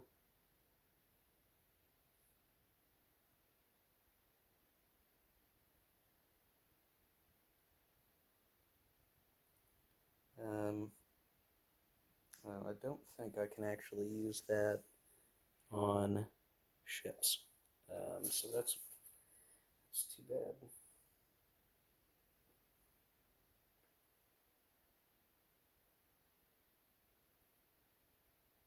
There are anti-submarine cruise missiles, but I don't think we're going to be able to use them. All right, we're just going to make something happen here. So we're going to send this unit here, anti-sub, and he's just going to come right down the path here. One, two, three, four, and let's see, that's two range. So a sub trying to find surface. Will they detect? Will that sub detect? And likewise, they could be detected by this guy. Um, so high likelihood of being detected. Wow, that's actually a miss on the sub. And we'll try for the surface. And not detected. Okay, so, and my bad for not putting a undetected marker. So that's fabulous. This is great news. We're going to come right into this guy and we'll see if it gets detected. Um, this time being right in the hex, he gets detected, but at this point it doesn't matter. And we're going to do, I guess it's going to, what it really means is it's simultaneous combat, but the Warsaw Pact firing on the NATO sub is, that would be a hit, and we'll see if they can dodge it. I'm thinking they probably won't, but let's check the ECM rating. 3, no way. Okay, so this guy's going to take another hit. He's off the map. So these guys continue to kind of pile up in here, clearing the way. So that's anti-ship action. They are done. That removes some of the detection capability. We got really lucky on the detection rolls there, and we didn't get discovered. So far, so good. We actually got rid of one of our detectors. We need to clear this guy, so I'm going to move my marker one more. The NATO still has um, two moves that they'll be able to use, but we've really not had any good opportunities for interception at this point. We're going to send the Sierra sub in, and very easily, I mean, just to say, we're going to go choo choo choo choo choo choo choo into here. There is an opportunity to be detected, um, but we also have the potential that we could make use of our uh, Starfish cruise missiles. But those are, oh, never mind, they're anti-sub, so that will not help us. So they're going to have a chance to detect. NATO trying to find a sub. In this, we need a 4 at 1 hex range, and that is a lack of detection. I keep forgetting to put these on, and we move in. Automatic detection because of the the city. But the important thing is we just wanted to get in there. We didn't want to be stopped by anything that could reasonably catch us. And so we're right there. We're rolling under an 8. I feel like that's very doable. We'll see. Yes, indeed. A 2, that's 6, that's 3 hits. That would actually destroy him if he can make his ECM roll. So very critical. We make it. We roll a 9. That is not enough. So he is going to be destroyed. He does have a subsurface of 3, so he would fire back, and he rolls a big fat 10. So no dice. This guy's gone. Totally out of it. In which case, this guy's going to get a missile marker, anti-ship missile marker, and he's done moving. So wow, we're going to call that a tremendous success. There's no other way. Wow, wowie wow. That's that could have gone wrong a number of different ways. We got really lucky, super lucky on it. Honestly, had we been off on the die by 1, we would have only done 2 step losses to that NATO ship.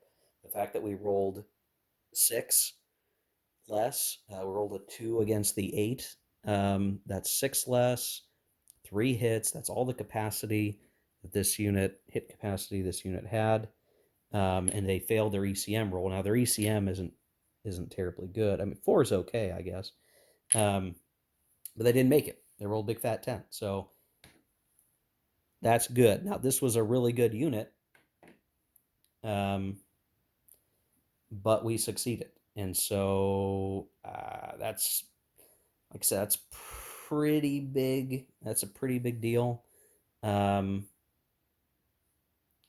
and now I think we still have one more move left. I think I can safely get the transport in. So let's talk this through. We situate that 5, 6, 7, 8, 9, 10, 11, 16, 18. I have to see if the amphibious landing takes up 10. If it does, we might have to situate this differently. Okay, I don't see a reference in the rules to needing to spend 10 movement points for the actual landing, so if we do this right, and I'm reasonably confident, so 5, 6, 7, 8, 9, 10, 11, 16, 17, and then um, 22, it would be better just to drop it right here. That's still not in detection range of anybody until it's already too late. So by the time they enter here, we would be in detection range of the naval surface units up here, but it would be too late to stop. They could stop moving right there. So I'm just going to do it here, right? So this is the final move for the action stage. This guy goes, and here he becomes detected. It doesn't matter. So that even if they tried to intercept, it wouldn't stop. Like we're done moving. So this is done. I'd maybe give them a shot if they used one of their, they could try to fire a shot of cruise missile, but it wouldn't really matter. I mean, I could do it. Maybe I should do it as just to say like, oh yeah, we try to intercept, and what would happen is we'd maybe do one step loss to this guy. That's ultimately not useful because we landed in a clear hex and there's no enemy units, no ground units. We can spend half our movement points. We have 2 movement points. Entering into a city is, I'd be surprised if it wasn't 1. It is 1. So this guy walks in to Copenhagen. Now, there'd probably be ground units there ordinarily, but for the moment, and I'm starting to lose track of my units that I've moved now because I'm shuffling the stacks. I think we're in. I think we did it. We through sheer luck, we did it, but we had to put a lot of force down to make it happen, which feels appropriate. And now we are done for the action stage. So if I did all this right, and I'm reasonably confident that I did, I'm trying to see if there's any other detection things that would have factored in there. I don't think so because we skirted the edge of the coast here to get in there. Um, we have succeeded in one of our objectives. Now the other is the mine laying stuff, and as we end the first initiative segment of the first action stage, it now goes over to NATO, who have 2 uncontested naval moves, right? 2 uncontested naval moves. At the moment, there's nothing they can do to stop. The naval invasion has happened. The amphibious landing has occurred. Now it's about stopping the mines. So we have a minesweeper here. We have a minesweeper down here. We could start sending these guys north. We could alternatively um, use our forces up here to do something. None of these guys nearby are actually minesweepers. So that's one problem. We did give up one of our moves uh, that, to get the landing where we could have increased the mine level. So what I will probably want to do is begin.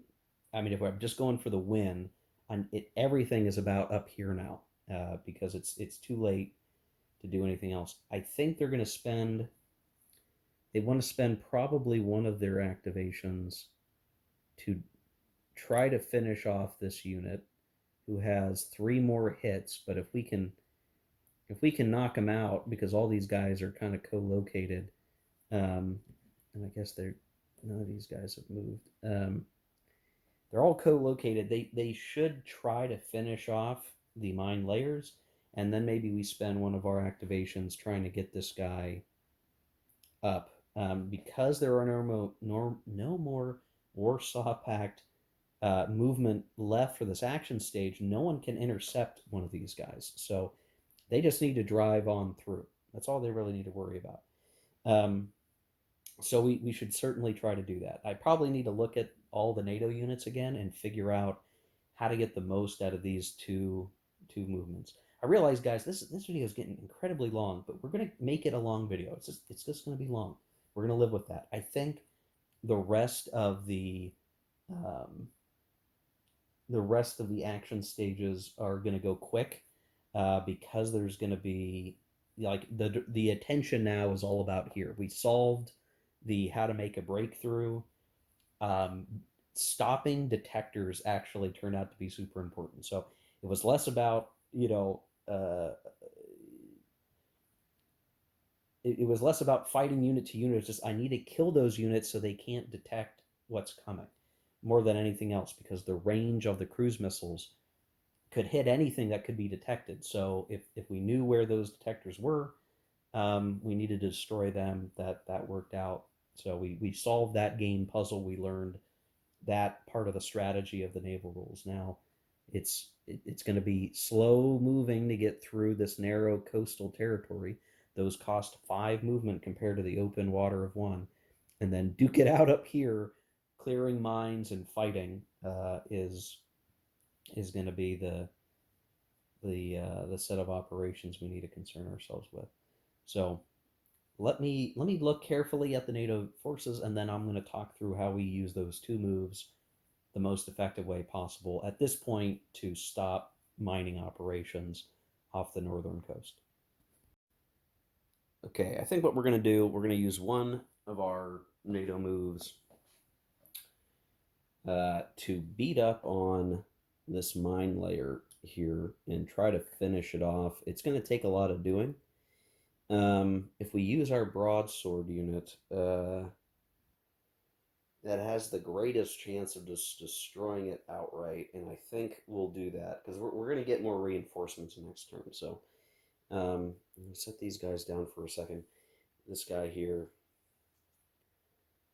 anti-ship of 7, and he's already used one of his missiles. He's going to use his last one, so this puts him out of missiles.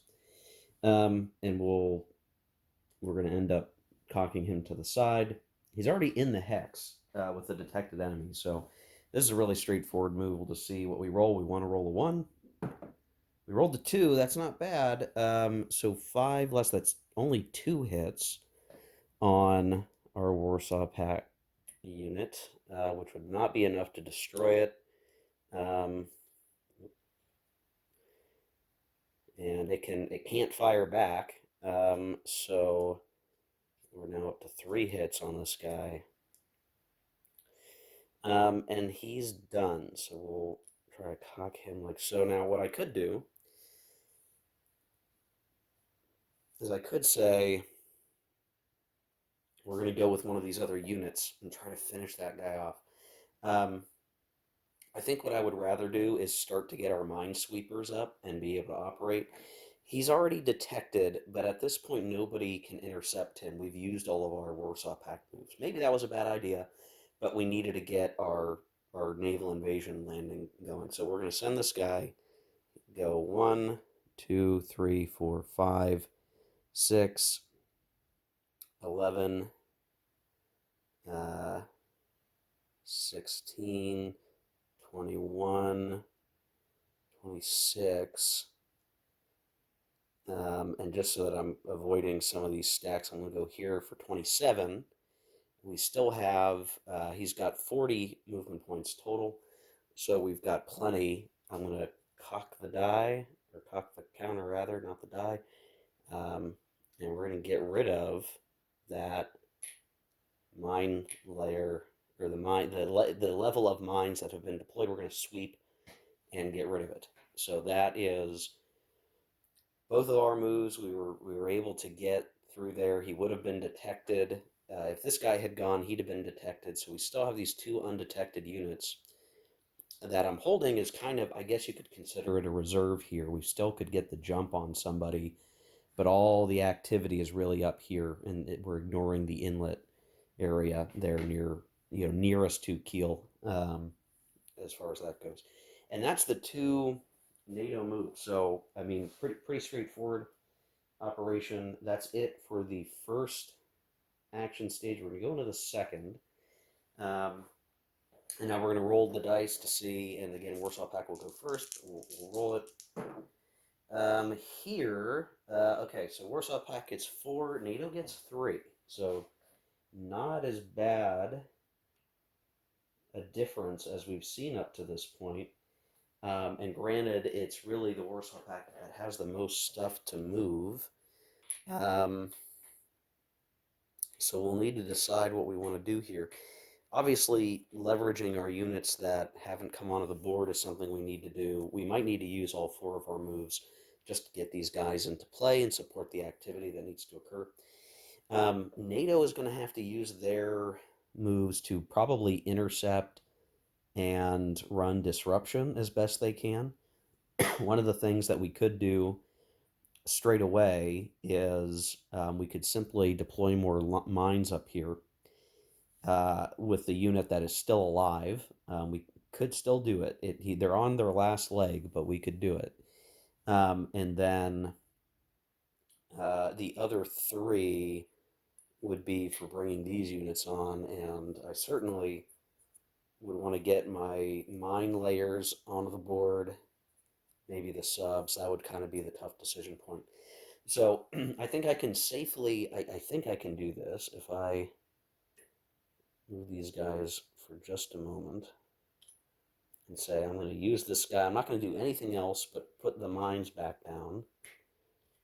And then,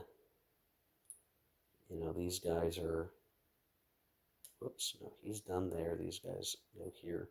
We can do that without being intercepted. So that's one of our Warsaw Pact moves. And then the rest, I need to think about it because I'm only going to be able to bring on 3 of my 4 remaining units that are off map. This sub, they're okay. They're probably best to be a similar, like a sub versus sub type of unit. Our SAG 5 here is good for having lots of missiles, so definitely going to be on anti-ship duty, even though their rating is not as good as it could be. Same deal with our Kravak. He's actually probably best to be laying uh, mines because he's got a mine laying icon. And then we've got a nuclear sub that is going to be on anti-ship duty. So um, I'm going to figure out the order that I want to do these in. The order matters just because, again, the NATO response, they're going to get a whole bunch of reinforcement. Well, not a whole bunch. They're going to get 4 units as reinforcements next turn. But we could intercept here and here. We could intercept with these guys if it makes sense to. Um, Unfortunately, gosh, what I probably should have done, maybe what I still have this open lack of detection corridor that we can just run our way through, which is really not ideal for for the NATO. If these guys aren't detected, we can't intercept. And I should have. This is a mistake on the NATO side. Maybe I should have left one of these guys around here to serve as a detector. I didn't do that, so I'm like kicking myself. I screwed up as NATO. I got so focused on the mine sweeping that I've sort of ignored that we're going to need to be able to continue to hold the narrow passage there into the North Sea. So that's a problem. Um, yeah. So let me figure this out for Warsaw Pact, and we'll play it through. one thing I should mention, earlier when we were doing our naval invasion drop off, I was worried about detection from these guys.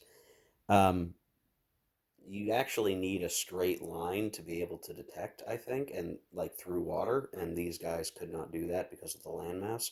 So I don't think I was in any danger of being detected here. So this is something I realized as we were going through the motions here. All right, so we're going to send this guy in at this point, I think is what we'll do.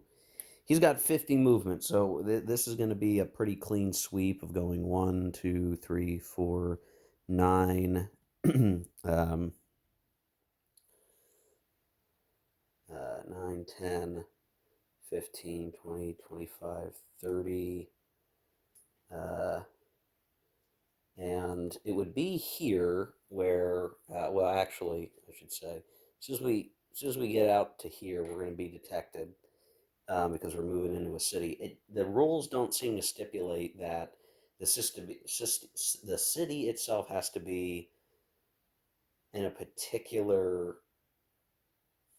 control. So I don't know. I kind of want to play it like, hey, we control that city. Nobody knows, should anybody know that we're coming through here? I don't know. Um, Feels a bit odd.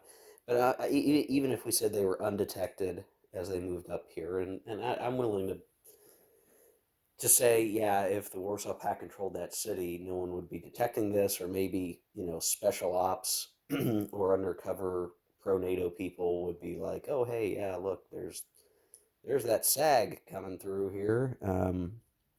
We'll give it some rolls anyway, just to see.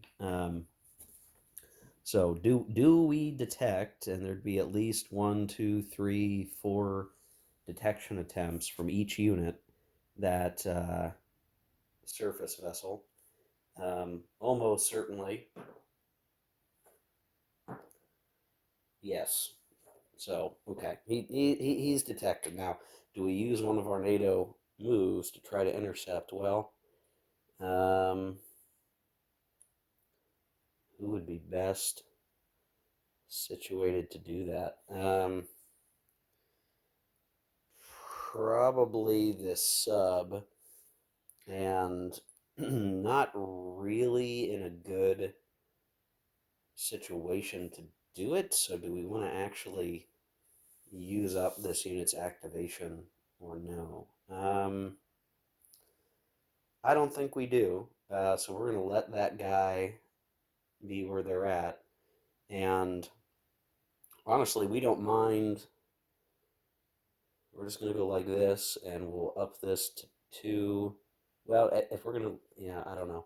All right, we're going to say this guy intercepts. Um,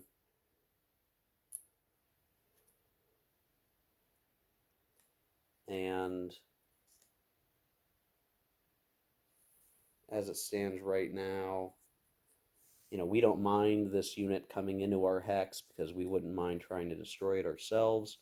Our sub capability is better there than to use our cruise missiles. This guy would come in. He's going to try to fire. Totally misses. So this dude is out of missiles, which makes him not very useful. And then this guy's going to roll back with a rating of 4. Actually does possibly one hit. Check ECM. ECM fails. And so these subs actually take a hit, which is amusing. And they're out of missiles, so that sub is effectively going to be out of the fight. Uh, and so for that reason, I'm going to put them at the bottom of this stack. So we still have movement points left after that, and we would use them to increase the mine level. And that cost us another one of our naval moves, and it cost one of the NATO naval moves. God, hard to say, to intercept with the sub, and we got punished for it. So currently, I guess this is the question: do you stop play at this point? Because we did technically uh, succeed in our objectives. We got the mine layer up to 2, and we made our landing. But I think we have to continue playing because it's like the scenario is still the length that it is. And technically, NATO forces have an opportunity to try to offset this. So I'm going to continue to play here, guys, is what I'm going to do. So what we're going to probably do next is we would love to target that minesweeper, I think. So out of all of our units that could move, who's got the best anti-ship? It's definitely going to be that sub that's off map. So we're going to send in the Juliet, uh, SSG-1, and do, again, pretty much the same thing. We'd be possibly being detected um, here, and alternatively, I guess we could go here, move through this hex. If we did that, um, nobody could find it until it moves to here, in which case this guy could try to find, and we'll give it a roll, we'll give it a shot, and misses. So they would come into here undetected. I'm not using the marker just because I'm here. Would come into here, and then we would have additional opportunities to find. Miss there, miss there, miss there. Oh, goodness. And miss there. So all misses. This guy is going to fire anti-ship, and we're going to get one of our anti-ship missile markers ready, using it on this guy, and we're going to roll before they get to roll. So wanting to roll low as possible under 6. We rolled a 2, so that would be 2 hits. ECM check. Oh, they have a terrible ECM, so this is probably going to hit them. Yeah, terrible ECM roll, so they're going to take 2 hits. That means they're still going to have 1 left over. So this unit's not completely out of it, but they are hampered quite a deal. And by the time, yeah, we're detected, but we're done. We did our action. Um, so that would be another Warsaw Pact unit down in terms of naval movement. We've got one more move, so need to decide what else we want to do. It would be nice to try and knock that guy out. Because we don't have any reconnoitering here, it's, to me, almost always the most valuable thing to get into the same hex you're going to hit. More likely than not, if we send this guy in, we've got a chance to score a hit, but not very good. Do we have any other anti-ship values that are even halfway decent, I guess is the real question. That's a 3, 3. Yeah, okay. We're going to send this guy up. Do. It's going to probably, um, if we move from here, we could possibly be detected. Or I guess it would be even here, we would possibly be detected by the sub. Does not get detected, so we kind of scoot our way up to here. By the time we're actually in this hex, we would maybe be detected by the rest of these guys. Probably would be, I would think. Yes. So he is detected in this hex trying to come up the coast. And the question would be, do we want to try to intercept this guy? I don't know that we have a whole lot that we could intercept with. That would be super useful. But I think some of our guys are out of missiles. This guy's done moving. That guy's done moving. It's really down to this guy, and we don't have cruise missiles. So do we want to let this go, or do we want this guy to damage other mine, finish off the other mine layer. Um, I think we'll pause. Uh, we're not going to use our last moves yet. So we'll let this guy come in, and there's going to be a fight here. Simultaneous combat for what it matters. And do the Warsaw Pact units get a hit? No. Total miss. So we're going to get the missile marker out. And let's see. This guy could hit back. Oh, his anti-ship is a 6, so he's actually, well, 2 off of that is a 4. So we'll see what happens. That's possibly a hit. And it is a hit. So, okay, well, guys, we're living and learning here. And he's going to get his, managed to hit even though he was damaged. His anti-ship rating was lower.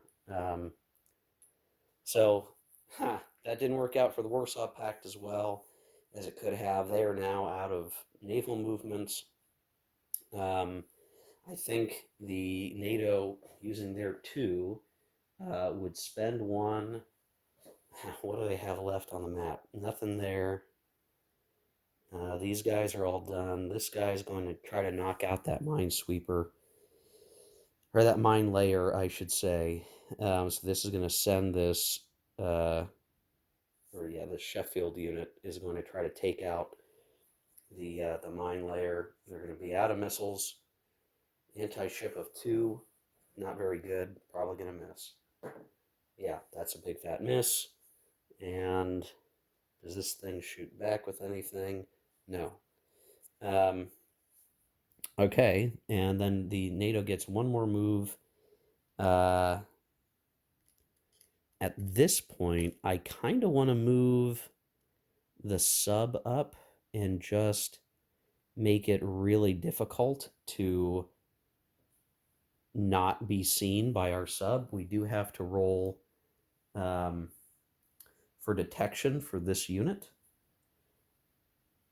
So Warsaw Pact trying to find a submarine, 3 or less, and miss. So this guy moves up. He's going to be our sort of detecting ship for any other reinforcements or movements that are coming from off map. So there's only one more undetected Warsaw Pact unit. And this guy's sort of a last reserve that I think we're going to hold back for now and just see what can be done. So yeah, that's it for, I think, turn 2. So we're just moving right along here, or I'm sorry, action stage 2. Final action stage, there's still some units to be activated.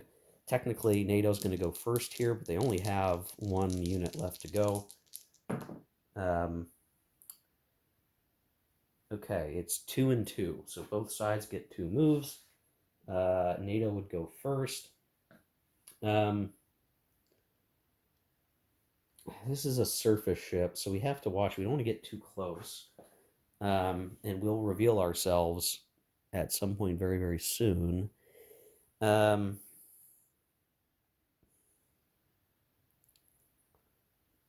Let's see, these are all surface, surface, surface. Detection range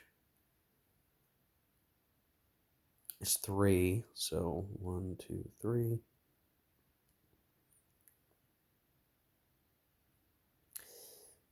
I think we'll just pass and wait and see what the Warsaw Pact does, I guess. We're kind of in as best a position as we can get to try to make a difference here, and that's just going to have to be what we got. I mean, I guess I don't know.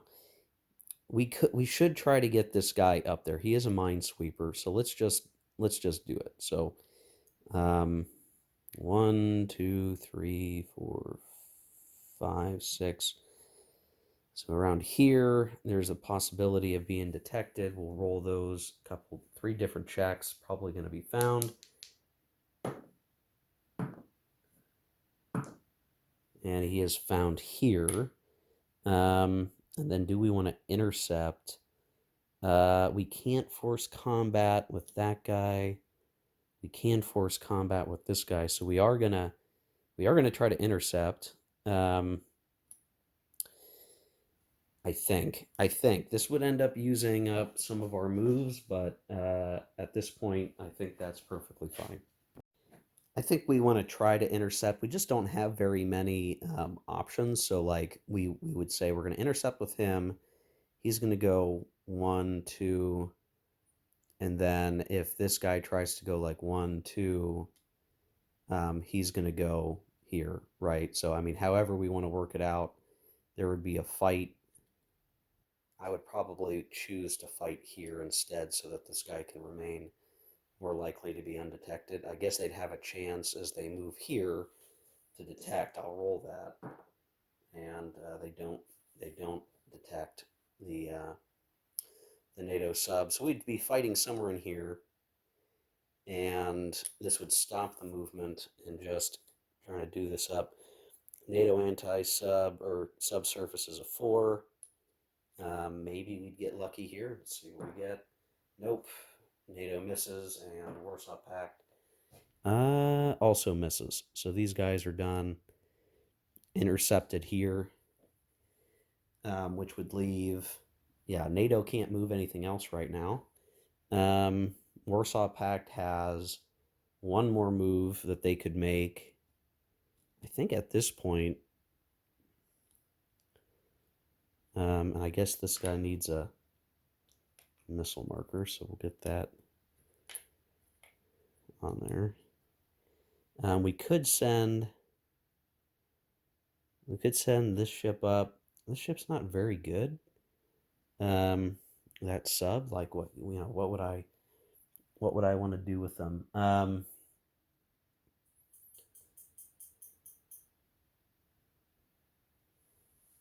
We want to blow up more American ships, or NATO ships, I should say, not American. That was a good unit. He's going to be hard to fight. Don't have a lot of great options right now with this. Trying to destroy Minesweeper still seems like a great idea. Um, and all the NATO Minesweepers right now are either here or up there. Can we do enough damage with one of our guys? It'd be a really close die roll, but I think we'll try it.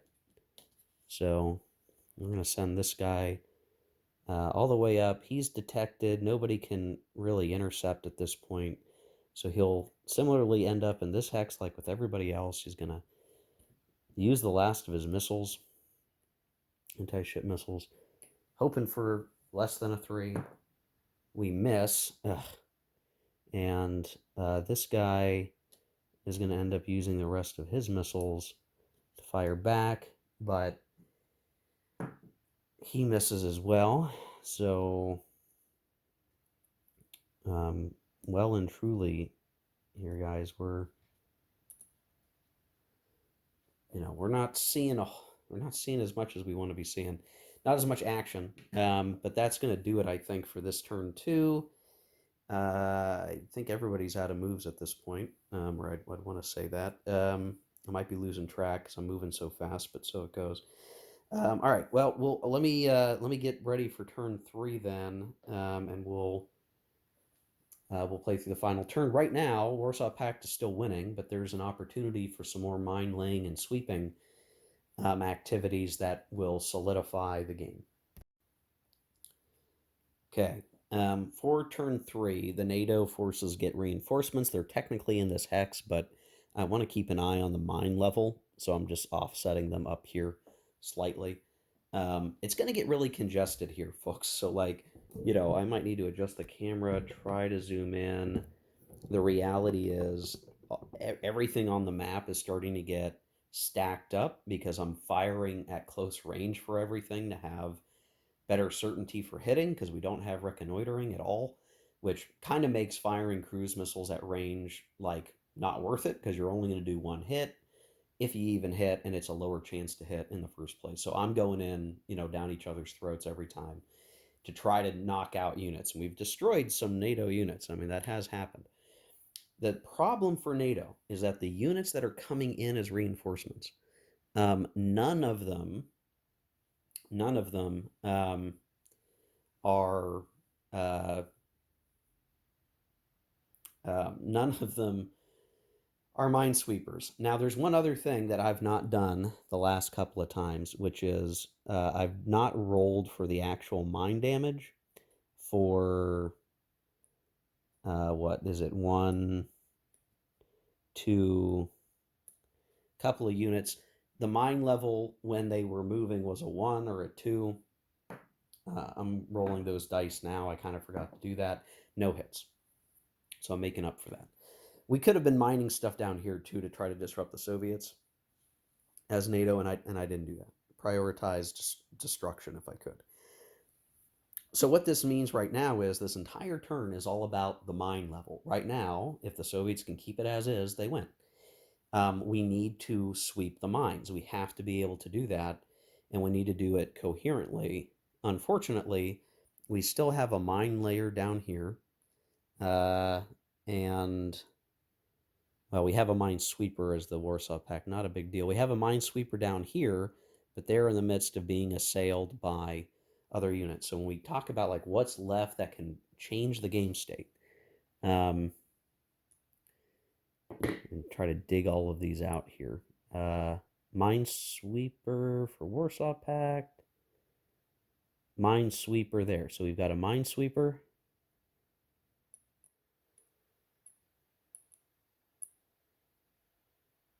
We've got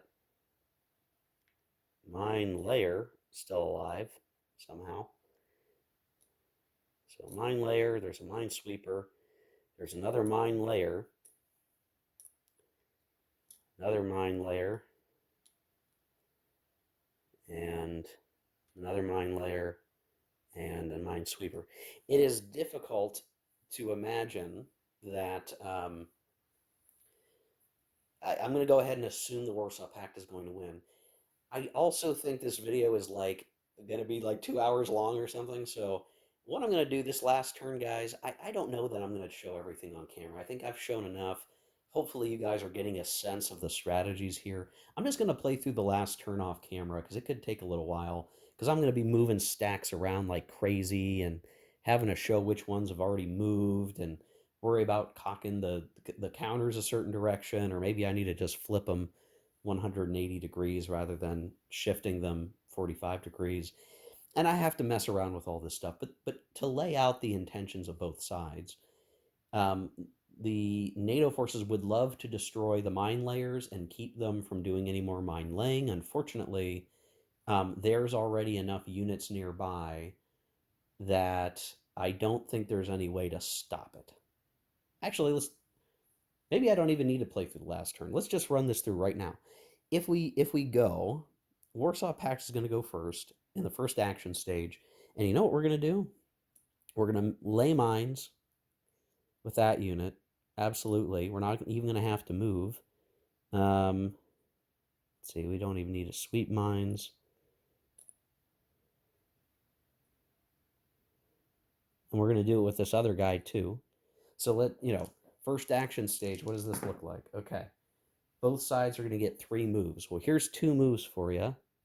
We rocket this up to mine level 4 with 2 of our actions, and then with our third, we'd probably try to destroy the minesweeper, and we could do that very quickly right now, and just say, what's our minesweeper has 1 hit capacity remaining. Who's our best? Yeah. So we'd use our Juliet sub. We'd roll a die. We would score 2 possible hits. ECM check on this guy is a failure. He's dead. Right out of the gate, there goes one of the minesweepers, and our Juliet sub would be done. Um, so that would be two of our three moves. Um, or that would be three of our three moves, right? We did two mines and we destroyed a mine sweeper, which then leaves it back to um, NATO, right? So like we just played that effectively. If I look around, the rest of that stack is all Warsaw Pact. These guys, a lot of them were out of missiles. Um, Not much left to do. This guy could still come up and lay mines, by the way. So it would really come down to this guy. And if he got up to the Baltic approaches safely and reduce the mine level, at most, he could reduce it to mine level 3. It doesn't matter what the rest of these guys do. None of them can sweep mines. They can lay mines, but that doesn't really matter. And we still have units left that could try to go lay mines. So I think I that's turn three in a nutshell, guys. We would only be doing that. We wouldn't care what the NATO response would be from these units because we've effectively achieved the requirements of the scenario. Now, in a bigger game, who knows, right? I mean, we probably wouldn't want to be sacrificing a lot of naval units. We'd want to have some staying power. These reinforcements are actually pretty damn potent. Like they're really good in terms of unit destruction. Their anti-ship ratings are awesome. So for sure, a lot of these Warsaw Pact ships would probably start getting spanked, but it's too late. I mean, we've already succeeded. We've mined a lot of the region. We've made it harder to penetrate. These guys might start taking losses if they moved in. So if there's four units coming in here, uh, miss, miss. Okay, maybe the mines aren't really doing much damage. Um, anyway, I think we're good, guys. I think we're good. Um, I'll say this much. I think for this scenario in particular, this is probably one of the harder scenarios to get your head wrapped around because what a unit can do that really affects the things that you want to get done. So much is influenced by detection and whether or not a cruise missile can stop you. So, the cruise missile range suddenly becomes a huge factor because all it takes is being in range to have to stop moving. Um, and we had to really pry open the the lane for our amphibious invasion. So that's a huge lesson learned. Now the mining, I think I could have done more optimally as either side, to be honest. But we just had too much, advantage on the Warsaw Pact side. We got lucky as the Warsaw Pact in a number of instances where maybe if that luck hadn't gone that way, they'd be having a much harder time. Maybe the mine level would have been low enough that when these guys came through and swept the Warsaw Pact out of the Baltic approaches, they would be safely mine sweeping and kicking us out of victory condition as Warsaw Pact. These things were all lined up. Hopefully, you've watched this video and you've got a clear understanding of how the naval stuff works. Rolling the dice each action stage to determine what subset of your units that gets to go is part of the unknown element. Each unit can move once in a game turn, but whether you choose to do that early in the turn or later in the turn might come down to those die rolls. If you can only activate one or two units, you need to think really carefully about how you're going to use them. And it could very well have been that we would run into situations where we couldn't activate all our units. So there's a huge amount of uncertainty in how these things operate. I hope that I've played it correctly. I hope if anybody is an expert that is watching this can catch some mistakes and call them out, I would appreciate it. If I've really bungled it, maybe I'd do a redo video here, but I think I did it right. I think I did these things right. Um, you have the same challenge with air units where each, whether it's a surface action group unit or something else, each unit has different capabilities that it's good at or bad at. You really want to look at the back of the counters and start to frame up what do you need that task force doing? What should it be doing? What is it best at doing? Some of the ships on the board really would have been better at bombarding ground units, for instance, but that wasn't really a factor in the scenario. I didn't really think through, with the variant that we're playing, could we have bombed the crap out of this unit until it was dead? I don't know. I didn't bother to try, but I guess that wasn't maybe an option we could have pursued, but that felt a little out of scope for the scenario. Anyway, guys, I hope you could have enjoyed this video. I think this one's going to be a harder one to truly enjoy, but it should give you a clear understanding of the sort of chess moves that need to be conducted from a naval standpoint, particularly near the Baltic. And we'll look at the next exercise scenario as we can get to it. So thanks for watching. Hope you enjoyed. We'll see you in the next one, guys. Take care. Keep gaming.